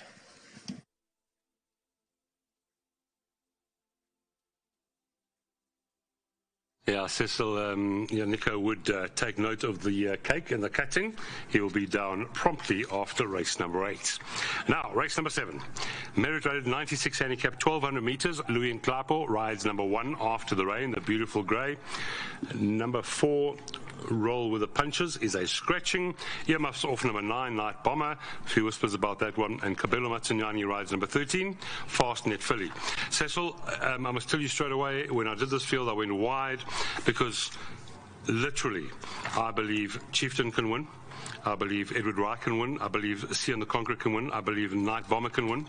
And I believe Sutherland and Fastnet Philly can win. So I took those 7 horses in my bets. I'm glad you've got a bit of an opinion because you like a bit of Edward Rye for Tony Peter and Craig Zaki. Craig's riding like a demon at the moment, and Mark gave us confidence in the last race. So I think this is your narrow first selection. Yeah, he did say if not needing it, we'll go very close. Right, so it was a very good run last time. Yeah. And it's always been a useful sort. I mean, yes. You look at some of those runs. St. Simon, I know highly regarded by the Johan Janssen van Vuren stable. What else do we have there? 2 miles west. 2 miles west. We discussed that 2 weeks ago. We saw money pouring all day, and it was right on the button for 2 miles west. And there was a couple of meetings back at Turpinil, I think. And back in business, well, do you remember who back in business is? Back in business is Joey Soma. Yes, that was 11 lengths behind, but has made some useful sort of Pearl, etc. But basically, those are the maiden company, but post-maiden career, which has been brief 3 runs, I think Edward Rye is the one to be on the right side of. Drawn 1, Craig Zaki, and that is Cecil's first selection, narrow first selection. I have swapped mine around, which I should never do. Just listening to the confidence that Gavin gave us, I'm making number 3 my first selection, Chieftain. Johan Janssen van Vuren, drawn 3. Gavin seemed really confident, and as you've gone on about a few times, Cecil, the form lines here are very strong. Very strong form lines, as I say. Only negative, there is the one going down to the start again. You have to have a look at the grey. Absolutely beautiful. You need your dog glasses on there. Yeah, that's true. Blinded by the way. Yeah, I'm not always scared to say white because we're not allowed to say white. It's grey, but I mean that's almost white. Yeah, I mean it's like you say to a motorhead, that grey car. Yes. And you will actually be incurring a wrath. It is the metallic. Correct. Yes. So that's the metallic number 1. No, that is grey in terms of horse flesh. Yeah, correct. Okay. Chieftain, definite chance. Does have to give weight to a lot of good horses, but that'll be mine. Now, Cecil, number 9, Night Bomber. There's some shoe talk on course for this one. I don't like the draw. Earmuffs off, but when I hear that sort of shoe talk, you're talking about the guys on the sides. You've got to take note. Yeah, no, guys basically have got their ear to the ground, and more often than not, they're more clued in than we are. Absolutely. They do actually sort of go out of their way to get the info that is going around, and I wouldn't be surprised to see Night Bomber come through and make a very, very eye-catching debut. But you choose my words. I didn't say necessarily win, but definitely make an eye-catching debut. Distance will be of no problem whatsoever. No problem. It's the draw is the only problem. We did say we're going to come back to 6 and 7. Yes, okay. Go to your 6, Wise Act first. Yes. Now, Wise Act, again, if you're going to go on your ratings alone, is tumbling down. It's a horse that is capable of winning a race like this over the course, at the distance, 1 win from 3 outings. This is a 2-time winner from 21 outings, but never far off them. And if putting it together, would be a trifecta quartet inclusion. Well, you've got to include. And you'll get a good price. You get a good price. Number 7. Now, they renew rivalries with Sion the Conqueror, and that's at the same weight differential, and you'll see that Sion was actually sort of less than half a length behind, roll with the punches. So on that alone, I think the latter has got some sort of a winning chance. Yeah, a rerun of that last run could see Sion actually winning this race. Yes. Completely agreed. Yeah. Over the page, Cecil. Yeah. 12 Sutherland was my first selection, now my second. I don't like the draw, but the weight's excellent. And that run last time, beating horses like Potberry and Count and Victor. Yeah. Sutherland, to me, if Pelisani can work some magic from the draw, big runner. No, Sutherland certainly looks to be one that is, I haven't used this expression for all day. Yeah. Upwardly mobile. Upwardly mobile? Yeah, definitely. I mean, you look at the form, even up to the maiden win, and post-maiden win, that was a very good second. I mean, Confederate beat Count and Victor, who in turn came out and won the consolation, the Grand Heritage Consolation. Right. And in that form was Candace's horse. Unfortunately, had to didn't run the race we expected the other day. Runs with Gavin a lot, but it'll come to me. But very decent form line, that Confederate form line. Fastnet Filly, she looked well, the daughter of Fastnet Rock. She's in the race. Cabello rides. She's doing nothing wrong. Good second behind Francine last time. Yet another in this race who could win. This is an under-the-radar horse. I mean, it's come up to the Highveld. First time out, it won. It followed up with another win. And then you saw what it beat the first time out. It beat Roaming Spirit, who literally toyed with the field the other day. A lot of winners. Overdue win over the 1400, I think it was on Sunday, the race 3. And then came out and beat the hard knockers like Dancing Dora. And then the last time out over the 1450, met a certain Francine, who is not going to stop it as a 3-time winner. No. That was the third win, and that was Francine's first attempt over 1450. Yep. And I think Francine is the horse to be on the right side of. There's an upwardly mobile horse. Yes. All right, Cecil, can you give us your top 3? I'll give you my top 3. Yes, I want to go with Edward Rye. What did I actually go for? I went Edward Rye, the 13, Fastnet Filly. And then for third, I went with the 3, Chieftain. Yes. Okay. But Gavin is very confident it could easily be winning by half the race course. And then for fourth, I'm going with the 8. The 9, rather. The local debutante, and that is Night Bomber, ex-Crawford runner. Okay, 8, 13, 3, 9 for Cecil. I'm 3, 12, 9... and 13. 3, 12, 9, and 13. We're similar. Just the 8 and the 12. Yes, by the way. Yeah. And don't be surprised to see a bit of grey flash up in the closing stage. Yes, you like that for the quartet, huh? In the mix, would be right up there, because this is a horse that certainly has ability. Yes. And likes to be up there with the pace anyway. And with the going on top, if it's not in need of the run, has to be involved in the mix. We went wide, Jim. Well, I certainly went wide here in the jackpot and the pick sixes.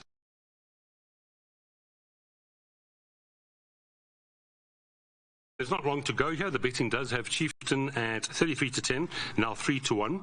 33 to 10, number 9. Night Bomber, this has been the money horse. The 8, Edward Rye, is at 6 to 1. 13 to 2, Sion the Conqueror. 12, Sutherland, drifted out to 17 to 2. That's the value from me at the moment, now 9 to 1.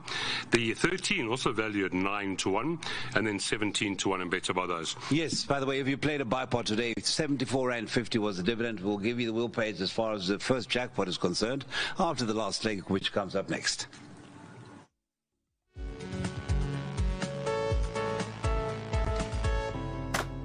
Thank you very much. It is race time, and the field are loading up. Midnight Gem has the hood on. She's just backing away at the moment as Midnight Gem. So finishing down at the 1200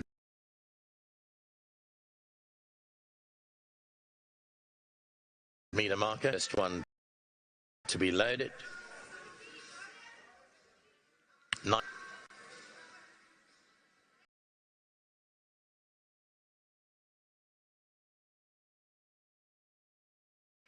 Secret to go for it. Wise Actors coming up.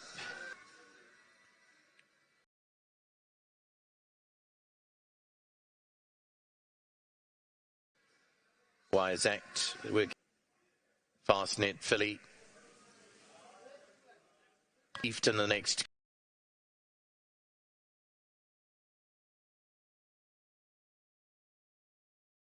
Couple. Danilo Danilovic Danilo Danilovic goes for it. Edward Rye and ensuing to come forward to gate 10. Edward Rye to gate 1. And after the rain to move in as well with Sutherland. They're all set to go. 1,200 metres to sprint. They stand to attention and they released from the 1,200 metre marker with ensuing slow away at the jump. Fastnet filly Chieftain, very quick out the stall. So to Edward Rye, Midnight Gem, and after the rain, the Greys right up there. Behind them is Night Bombers, only 2.5, 3 lengths off the leader. Danilo Danilovic, Fastnet filly down the inside. They followed by Wise Act. Danilo Danilovic further back with Bio Farmer. Then came Sian the Conqueror, gives him 6 lengths start. Sutherland's towards the inside. Wise Act second to last and ensuing the trailer. Down the straight they come. 600 metres left to go. It's Chieftain a couple clear. Fastnet filly, Night Bomber, Midnight Gem the outside after the rain. Edward Rye starts to make up the ground. Bio Farmer is also closing in towards the outside. Then Sutherland. Further back Danilo Danilovic and ensuing into the last 200. And Fastnet filly has picked up the lead from Chieftain. Night Bomber comes home strongly towards the outside. Then Sutherland. Night Bomber is coming at Fastnet filly and Chieftain. It's down the inside. Fastnet filly. Night Bomber is all out after it, and Night Bomber hits the front now, and it's Night Bomber going on strongly to win it. Night Bomber wins it from Fastnet filly. Edward Rye possibly third. Sutherland, then came Chieftain. Danilo Danilovic, Bio Farmer, Sian the Conqueror ensuing. Further back of the field was Wise Act after the rain and Midnight Gem. Well, Night Bomber is yet another one of those Bar and Butters buttes that he's got from Cape Town. Produced by Ryan Munger from a deep draw to win it, and win it nicely. Night Bomber will beat home Fastnet filly, who got into the race late. Third was tight, Edward Rye or Sutherland. I gave it to Edward Rye. I think I'm right. Edward Rye just third from Sutherland. It's close. Chieftain may have got a bump going into the last 200. Was travelling well. Probably went a little bit too quickly, but travelling well enough. Just got a little bit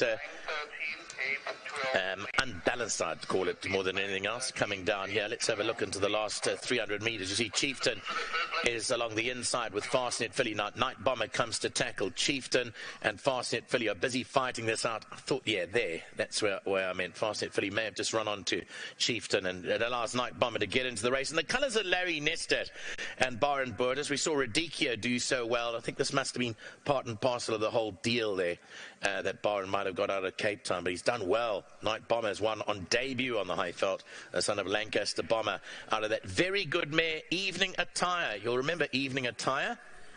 I think one of our stipendiary stewards might remember Evening Attire downstairs, if I remember correctly. He was part of the training establishment that trained her. She used to run the colours of Manny Dalmeida, but it's Night Bomber that wins race 7.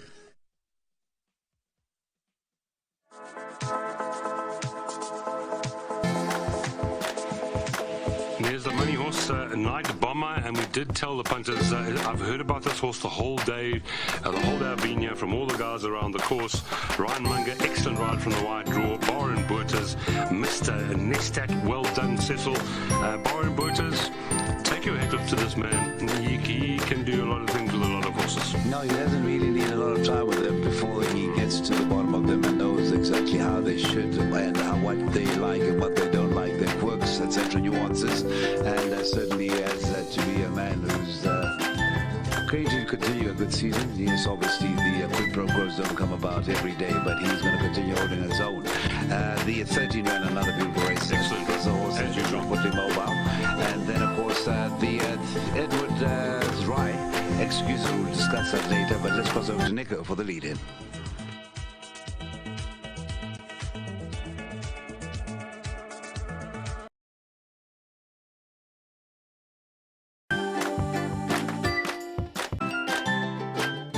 Canada. But well done, Ryan. Another winner for Ryan Munger, this time for the Bar and Burtis stable. Well done to Larry Nestat and to Bar and Burtis. They picked up Radicchio, and this was in the same ownership down in Cape Town as Radicchio, Night Bomber. So well done to the whole team behind sourcing Night Bomber. Night Bomber is a 4-year-old bay gelding by Lancaster Bomber, bred at the Lamastral stud of Peter Craft. Out of the Kahame Evening Attire is now a 4-time winner from 18 starts, but first win up here on the Highvelds. From a deep draw, it was a good win. First, number 9, Night Bomber.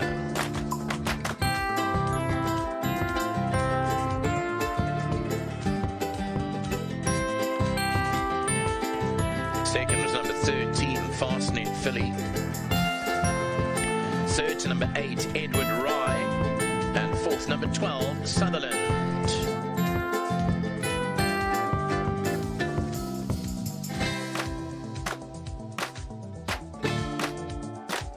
Then Sutherland, further back to Nilovic and ensuing. Into the last 200 and Fastnet Filly has picked up the lead from Chieftain.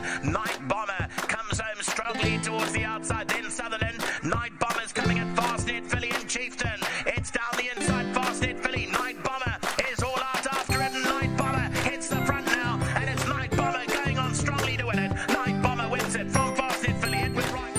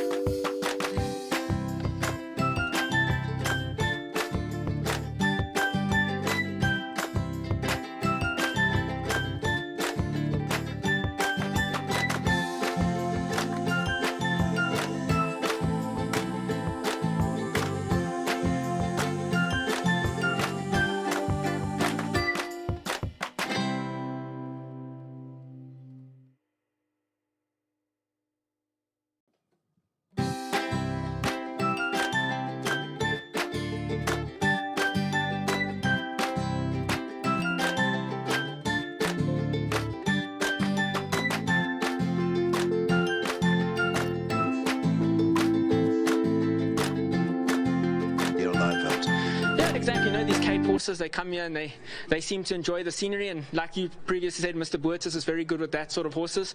So, Mr. Boertis, thank you very much to him. I appreciate it. The owner, Mr. Nestat, thank you very much.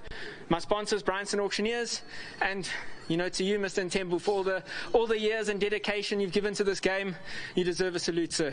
And what a wonderful way to go out, seeing you back on holiday and you lighting up our tracks. Thank you, sir. Thank you. Great. Thank you. Thank you. Byron, well done for this one. And a nice way to announce Night Bomber in the Bar and Water stable. Yes, I must say a little bit difficult from a bad draw. I didn't know exactly what to do. Left it in Ryan's hands. Excellent drive from him. He placed it well, came up nicely. Well done to Mr. Nested, the support that he's given me.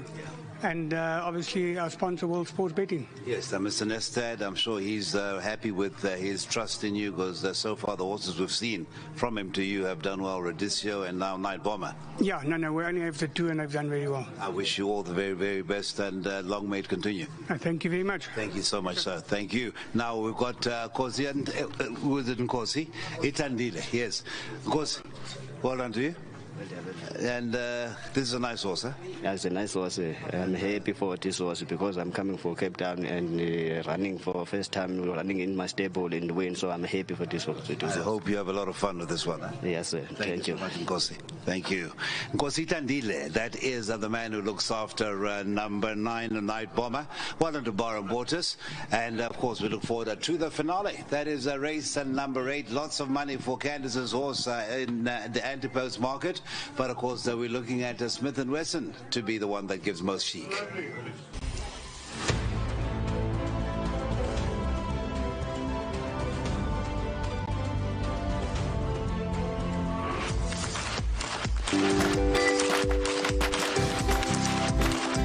Meters to sprint.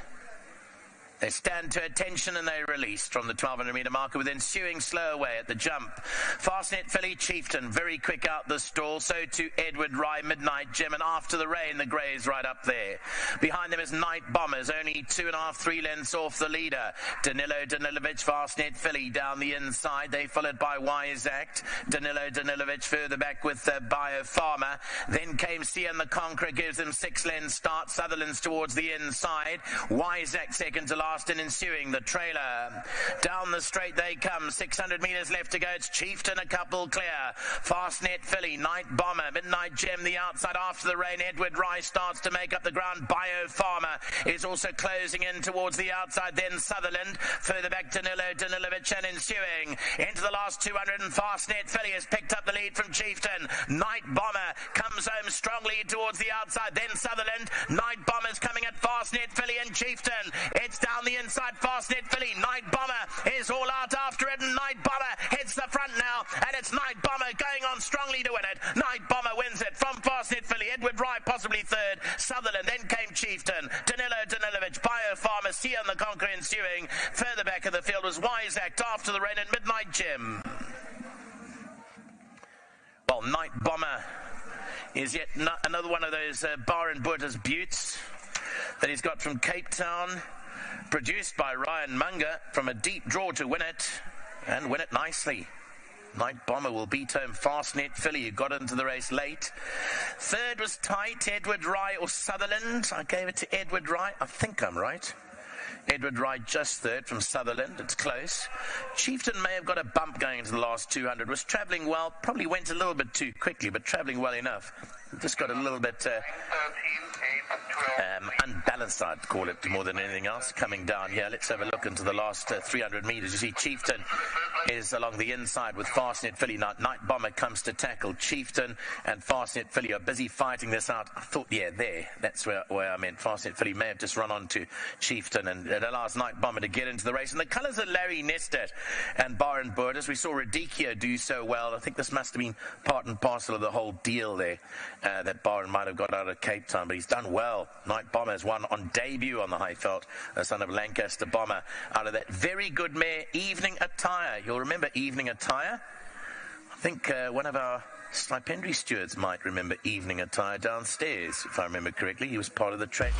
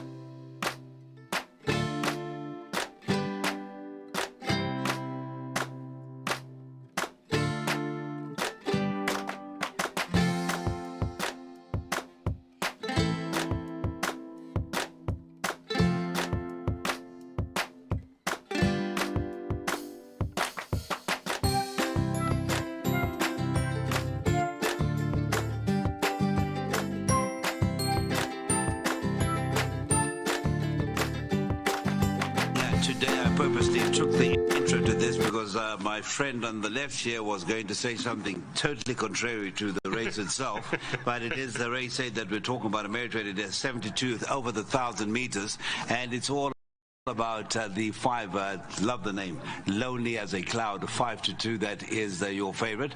The money, however, in quite a big volumes, that has come for the 2, Vaal Park, one of a useful coupling from the stable of Grant Maroon, and then you've got the one Smith & Wesson, was at 5 to 1, eased out and now back into 6 to 1 is Smith & Wesson, and then the 6, the Captain Efficient at 13 to 2, and the 7 in the ether, the second of the Maroon runners at 7 to 1, is 10s and better bar those. Lonely as a Cloud, easier to back now at 13 to 5. At one stage was at 17 to 10, even shorter than that. That is a 5. A 7 time race, what a winter out of Camelot mare, and that is a Candice Dawson for Messrs. Suven Governor and Salman Naidu. Yeah, like you said, very good run last time. But I see there's number 1, and that is Smith & Wesson, who you like. Yes. Drawn 1, Muzi aboard, and yeah, good last run, Cecil. Yes, definitely. I mean, it's all needs to come together, and we could see Paul with a double once again, and close the meeting with the winner once again. Smith & Wesson is getting closer and closer, and really has plummeted again. Handy at the merit ratings. Certain horses don't really sort of respond to the merit rating drop, and in this case, Smith & Wesson is threatening. Yes. You had an appy on last time. The match was 54. Muzi's on, no allowances. 61.5, but I think can carry it. Can. Number 2, Vaal Park, Grant Maroon, Pierce Stratum, drawn well. Also a good run last time, is well ahead at the weights with number 1, Smith & Wesson, on that last run. Yes, indeed. That is looking at a 4.5 kg swing in terms of the weights with on that last run behind Don't Shoot the Barman. That's right. Number 3 is Tiger Storm. Now Gavin Lorena looks for the ride. He's on. Fabian Abib. A horse that only won a maiden last time, but has been pretty consistent so far. Yeah, and I was actually saying to Gavin that he's ridden it twice, and he wasn't happy with his performances aboard. He hadn't done well. Oh, number 3's not there yet. Sorry, I didn't hear the producer. Yeah, but he just walked past. I think maybe what prompted you saw him. Yes. Yeah. Okay, that's the 4 in shot. Wings of Nike, or Wings of Nike. There is Mr. Shailen Naidu bringing Wings of Nike. Yeah, Ryan Munger, what a day he's having again. Not sure, 222 days off the track. I'm just going to skip that one, but number 3 is coming into picture. Tiger Storm, as we mentioned, Gavin rides, but it has got Bustop and Hounslow behind him on the Quasi-Cat form line. So, and look how well he looks. Could be a runner. Yeah. So you're saying you're skipping the 4. Yes. Wings of Nike, why is that? I just can't tip them all, Cecil. No, I'm just saying, give you a comment on it, because you're looking at a horse that has run over course and distance 11 times for 2 wins, and how many placings? There have been 6 placings as well, and I think this horse has got a place chance. It's got raced right on, yeah. It's off the track 222 days. That was my elimination process. Okay. Elimination process. All right, the process of elimination. Yes, correct. Okay. Lonely as a Cloud, justify the money that's been coming in. Yeah, and Craig takes the ride here, and my first selection is number 7, and Lonely as a Cloud is 3 kilograms better off for 3/4 of a length beating. So if I like the 7, I have to like the 5, and like you say, Candice Dawson stable in form. Yes, and what else really attracts you about Lonely as a Cloud? Well, that run by Nero was a fantastic one. Let's have a look what you're trying to trap me on here. Craig Zaki riding, speedy, very fast individual. No, not a trap. And I think you got the potberries in there, old-fashioned.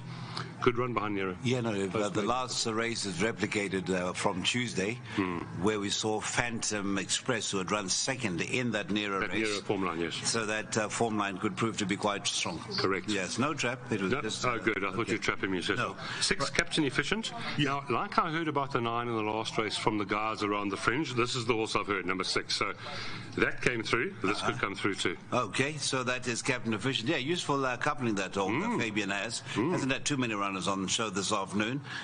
In the ether, you would say. Definitely. Well, there's that Nero form line. I think she's going to be running on very strongly, and if she times it right, I think she'll be very, very close. Okay, then 8, Commander of All. That is the second of the Habib runners. Yes, rested 63 days, some really good form. Not his best the last two, but drawn well. Jason's riding well.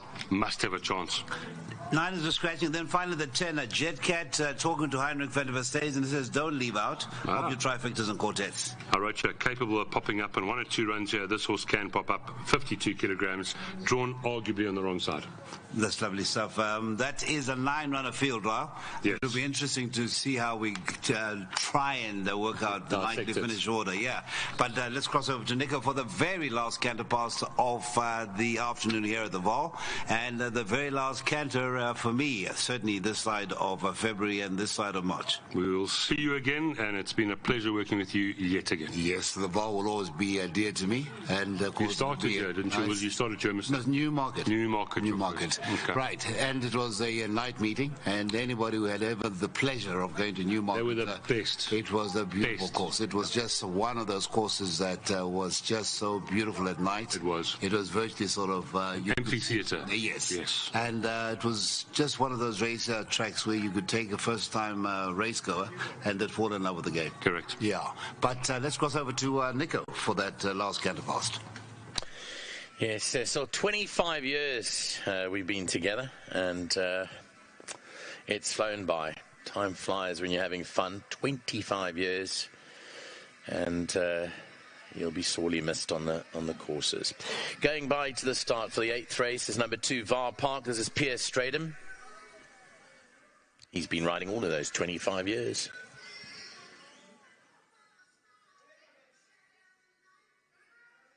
Still going strong in the saddle. Number 1 is Smith & Wesson.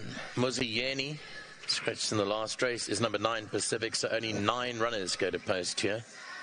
The next Vaal race meeting Tuesday, 18 February, merit rated 72 handicap. Here's number 6, Captain Efficient, Dennis Schwarz, as the red earmuffs on. Captain Efficient, number 6.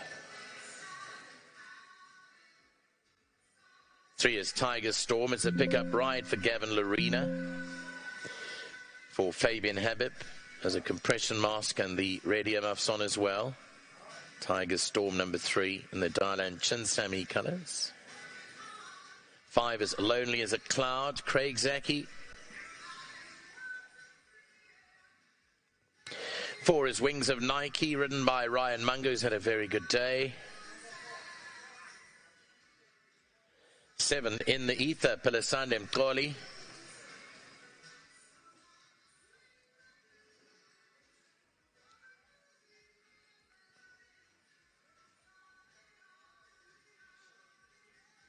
8 is Commander of All, Jason Gates.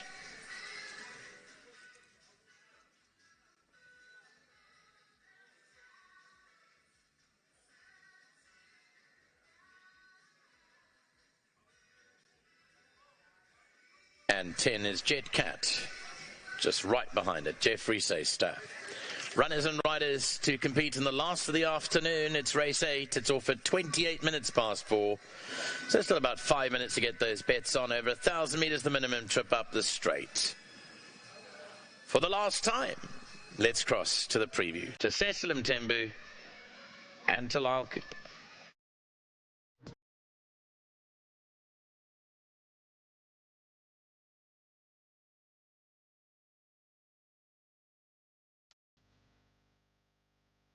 Here we are, race number 8, and I know, sorry if you're making a big deal out of this, but it is a big deal to us. The last time I'm sitting with Cecil for a race 8, and next to Vaal race meeting, Tuesday the 18th of February, merit rated 72 handicap, 1,000 metres. Gavin Lorena rides number 3, Tiger Storm, and Pacific is scratching number 9, so Cabello will not be riding there. Cecil, difficult race for you to have as your last one. I think, again, I think there are a few winners. I'm going to give my opinions, maybe top 1 or 2, but I think there are a few that can win. Oh, no, definitely. And, of course, you actually highlighted, we were busy looking at them and talking away, but the 5 did look the part of a horse that is expected to run a big one and has been backed, well supported. Now easy to back even more so than a few minutes ago. It's 28 to 10. So we're going to have a look at them go down in real time. I think we should. Then we will get the highlights as we approach race time. Right, so now, Lonely as a Cloud, let's just go through the betting while we get that sequence up and running. 28-10. Number 5, Lonely as a Cloud, has eased out. Wow. If you took the 17-10 this morning, well, if you still like Lonely as a Cloud, you will like after the canter pass. Get a bit of that 15-4. That is what it is now, from 17-10. But the sequence is ready for us to have a look. Let's have a look at them go down. Smith & Wesson was, as you know, the horse that I was expecting a big one. Yes, you're expecting a good one. There it goes. Well, that is the one going down to the sprinters. start. I mean, I'll still warm up a bit as he goes down. He looks for another one. That one looks well as well. There's Vaal. That is Mr. Stratum, Mr. Nico Cruciodis' idea of a winner. And that certainly does look one ready for a big one. Tiger Storm, the recent maiden winner. That's not bad at all. That's right. Gavin takes the ride. In fact, I was unfair to Fabian. I said one of a useful coupling. It should be a three-way coupling. Tiger Storm is the third one. The 4's gone. The 5 there's the 5. Yes, very stretching out nicely. The 6, same can be said. And this is the whisper on the course. Everyone, throw it in, take a win. We might get that last double. In the ether, you like? Well, this is mine. She didn't go down as I'd like her to go down, but I'm not going to change. I think she'll warm up. Good looking. This is number 8. Also looks good, Cecil. Just taking him down slowly. That's Jason Gates. And then finally the 10 Jet Cat. The stable already enjoyed a win, and they said don't leave out of your trifecta quartets. Right, choice time. Let's have a look at the 1. I think the 1 is this is a 4-time winner from 39 outings, but never really too far off them. How many placings? 16 placings as well, from a total of 39 outings.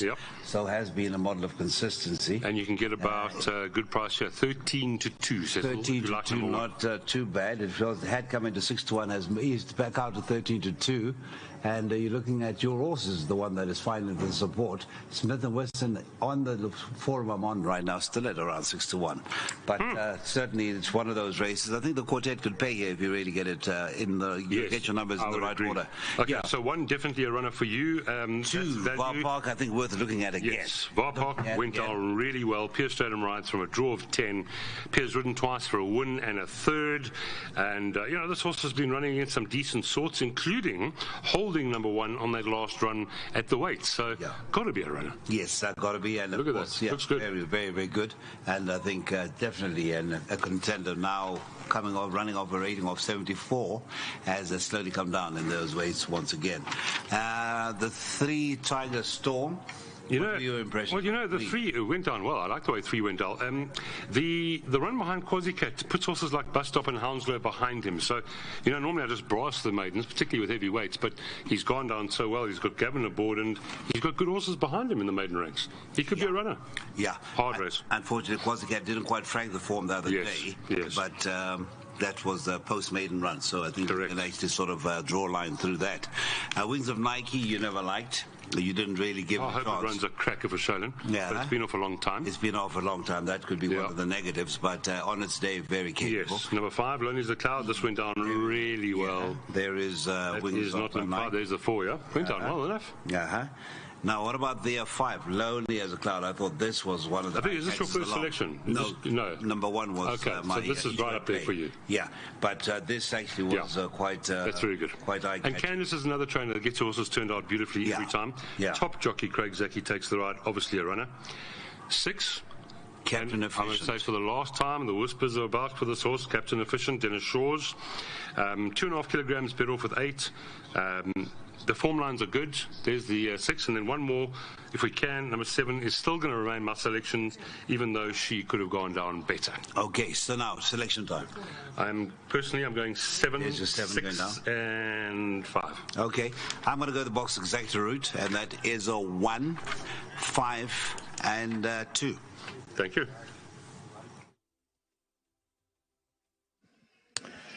Could it be a straight line trifecta, 1, 5, and 2 for Cecil? Let's see. Smith & Wesson has gone in. Wings of Nike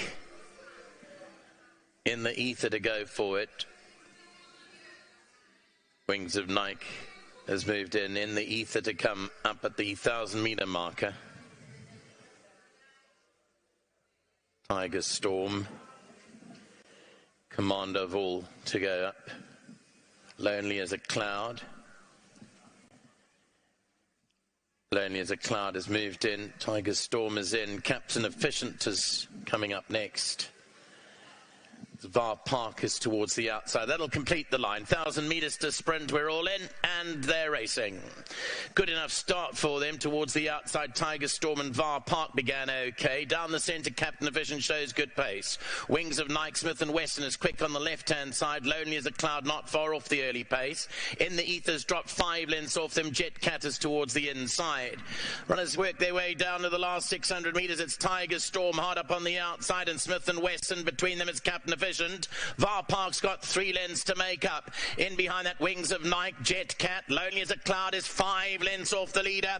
In the ether's got a mountain to climb, has switched to the inside, and then Commander of All. 300 to go, it's Tiger Storm. Vaal Park starts to move in towards the outside. Jet Cat is down the inside, then Smith and Wesson on the outside. Vaal Park, Pierce Stratum hits the frontier from Tiger Storm, and it's all Striker.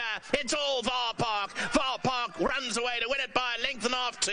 Tiger Storm, Jet Cat 3rd, Captain Efficient 4th. Striker Stratum wins in the colours of Grant Maroon. Just had to find that outside gap. I've got to hand it to the trainer of Tiger Storm. Really looked well, Fabian Habit, but couldn't match strides with Vaal Park in the end. And Vaal Park wins comfortably, 2 lengths from Tiger Storm. Jet Cat 3rd, Captain Efficient, Commander of All. Further back was Smith and Wesson. Then Lonely as a Cloud never got into it, and in the ether was beaten to speed. Couldn't match strides. Further back was Wings of Nike. 2, 3, 10, 6 are the way the numbers are going to be put up here. Tiger Storm showed pace throughout, but one Striker aimed for that outside. That was it. And the son of Vaal has gone on to win a 4th race from 33 starts. He's out of the mare Car Park Queen, bred at the Backworth stud. Well done to Keith Russin and Ian Todd. They were the Backworth stud operation, and owned and trained by Grant Maroon. It's Vaal Park winning the last race well from Tiger Storm, and Jet Cat runs back into that 3rd position. Happy retirement, Cecil Mtembu. That's what we'll wrap the day up on, and looking forward to speaking to all of you again at Fairview tomorrow. We're racing on the turf. Have a good evening. Bye-bye.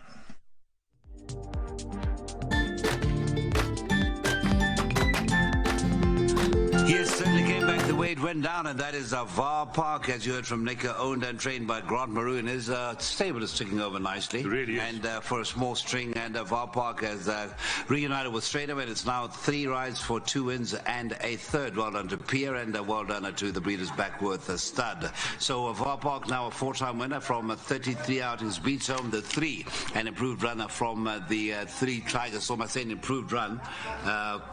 Gavin hadn't got the best. Gavin hadn't had the best of times with the horse, as he pointed out himself. But today, really made a bold bid, made a fist of winning the race. 3rd. Nice one. Jet Cat, and we said, say. Our comment was, can pop up, not, tough and race. The trainer said, don't leave out. Don't leave out. Yeah. And then finally, number 6. The Whisper horse. Yeah. Finished 4th there. In the ether was too far back. Lonely as a Cloud also but the 2 of them were too far back. Yeah. Couldn't get involved. That is the case. Right, so that is order finish. 2, 3, 10, and 6.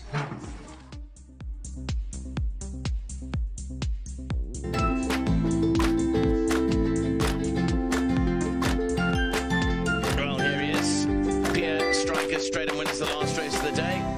Hasn't lost any of his zest for winning. And yet another one booted home here at the Vaal on the outside fence for winning owner-trainer Grant Maroon. Vaal Park has gone on the best of all to record a 4th career win from 33. 5-year-old chestnut gelding by Vaal out of the Zamindar mare Car Park Queen. Bred by the Backworth stud. Has won quite comfortably in the end from Tiger Storm, number 3. 10 Jet Cat will run into that 3rd position. That wraps up our racing here at the Vaal. We'll speak to you again the big day. It's Guineas Day at Turffontein on Saturday. 10 races. Join you then.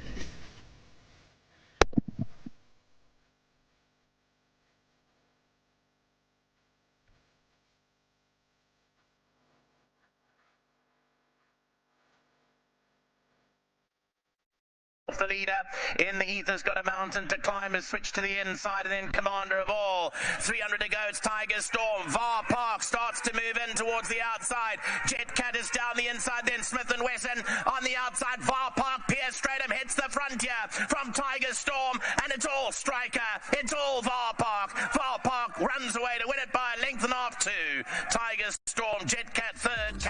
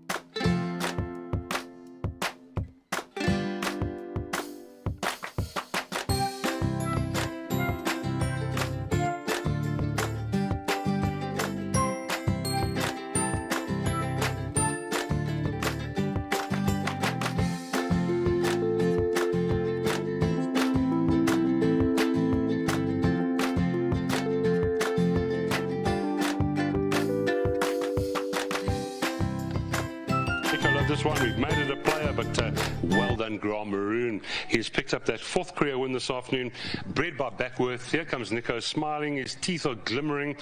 And Pierce Stratum, the man on my left, I know needs no introduction. Very good ride. Pierre's now ridden 3 times for 2 wins and a place. Pierre, drawn nicely, everything worked out. Yeah, he's done well for me. This horse, he likes to be held up to, like on the bit as long as possible. He ran into those gates. He's actually taken some skin off his nose, but you know, he's always been a difficult customer at the gates. So right when I jumped, then you know, we always just hope, because you can never predict what the horse is going to do. Yeah, I had a nice lead, and when the gap opened, he took it nicely. So well done to Grant. Thank you for the ride. And then this winner is dedicated to Cecil. It's his last race that he's going to obviously be involved in before he retires. So I'm dedicating this race, but I'm not going to give him the check. I'm keeping the check. Love it. I wanted to ask you something now. I can't remember because you're talking about Cecil, but yeah, lovely way for him to end off with you, and you and Grant go back a long way, so you know, you've ridden plenty for him. Yeah, Grant and I, we're very lucky together, and once again to Cecil, the man's never ever, I've heard him have a bad word to say about anyone, right. And we're going to miss you, and well done, Grant, as well.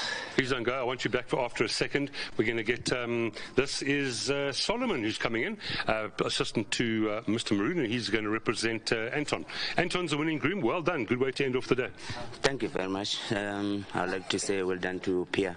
He ran very good race. Also to my boss, well done to him. And also to World Sports Betting to supporting us. Well done. Well said. Thank you so much, World Sports Betting, and if you'll give that to him, thank you so much, Solomon.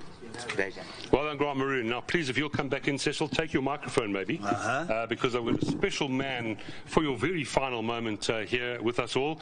Pierce Stratum, Cecil, what a pleasure. I think final words to you two. I think I'm done. Well, you know what, as far as Pierce is concerned, and hearing his fellow riders say, what will racing be without Pierre? It just tells you what the man has meant to the sport and people like myself. You know, coming in and you hear these legends, and of these legends, you're fearful of them, and yet they embrace you. Yes. And there's a man who typifies. I mean, I know his family well. His first stratum that I got on with was old.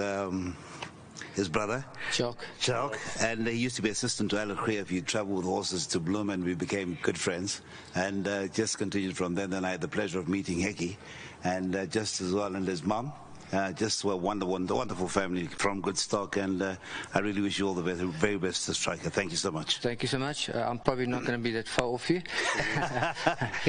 You've got the voice, so you can carry on.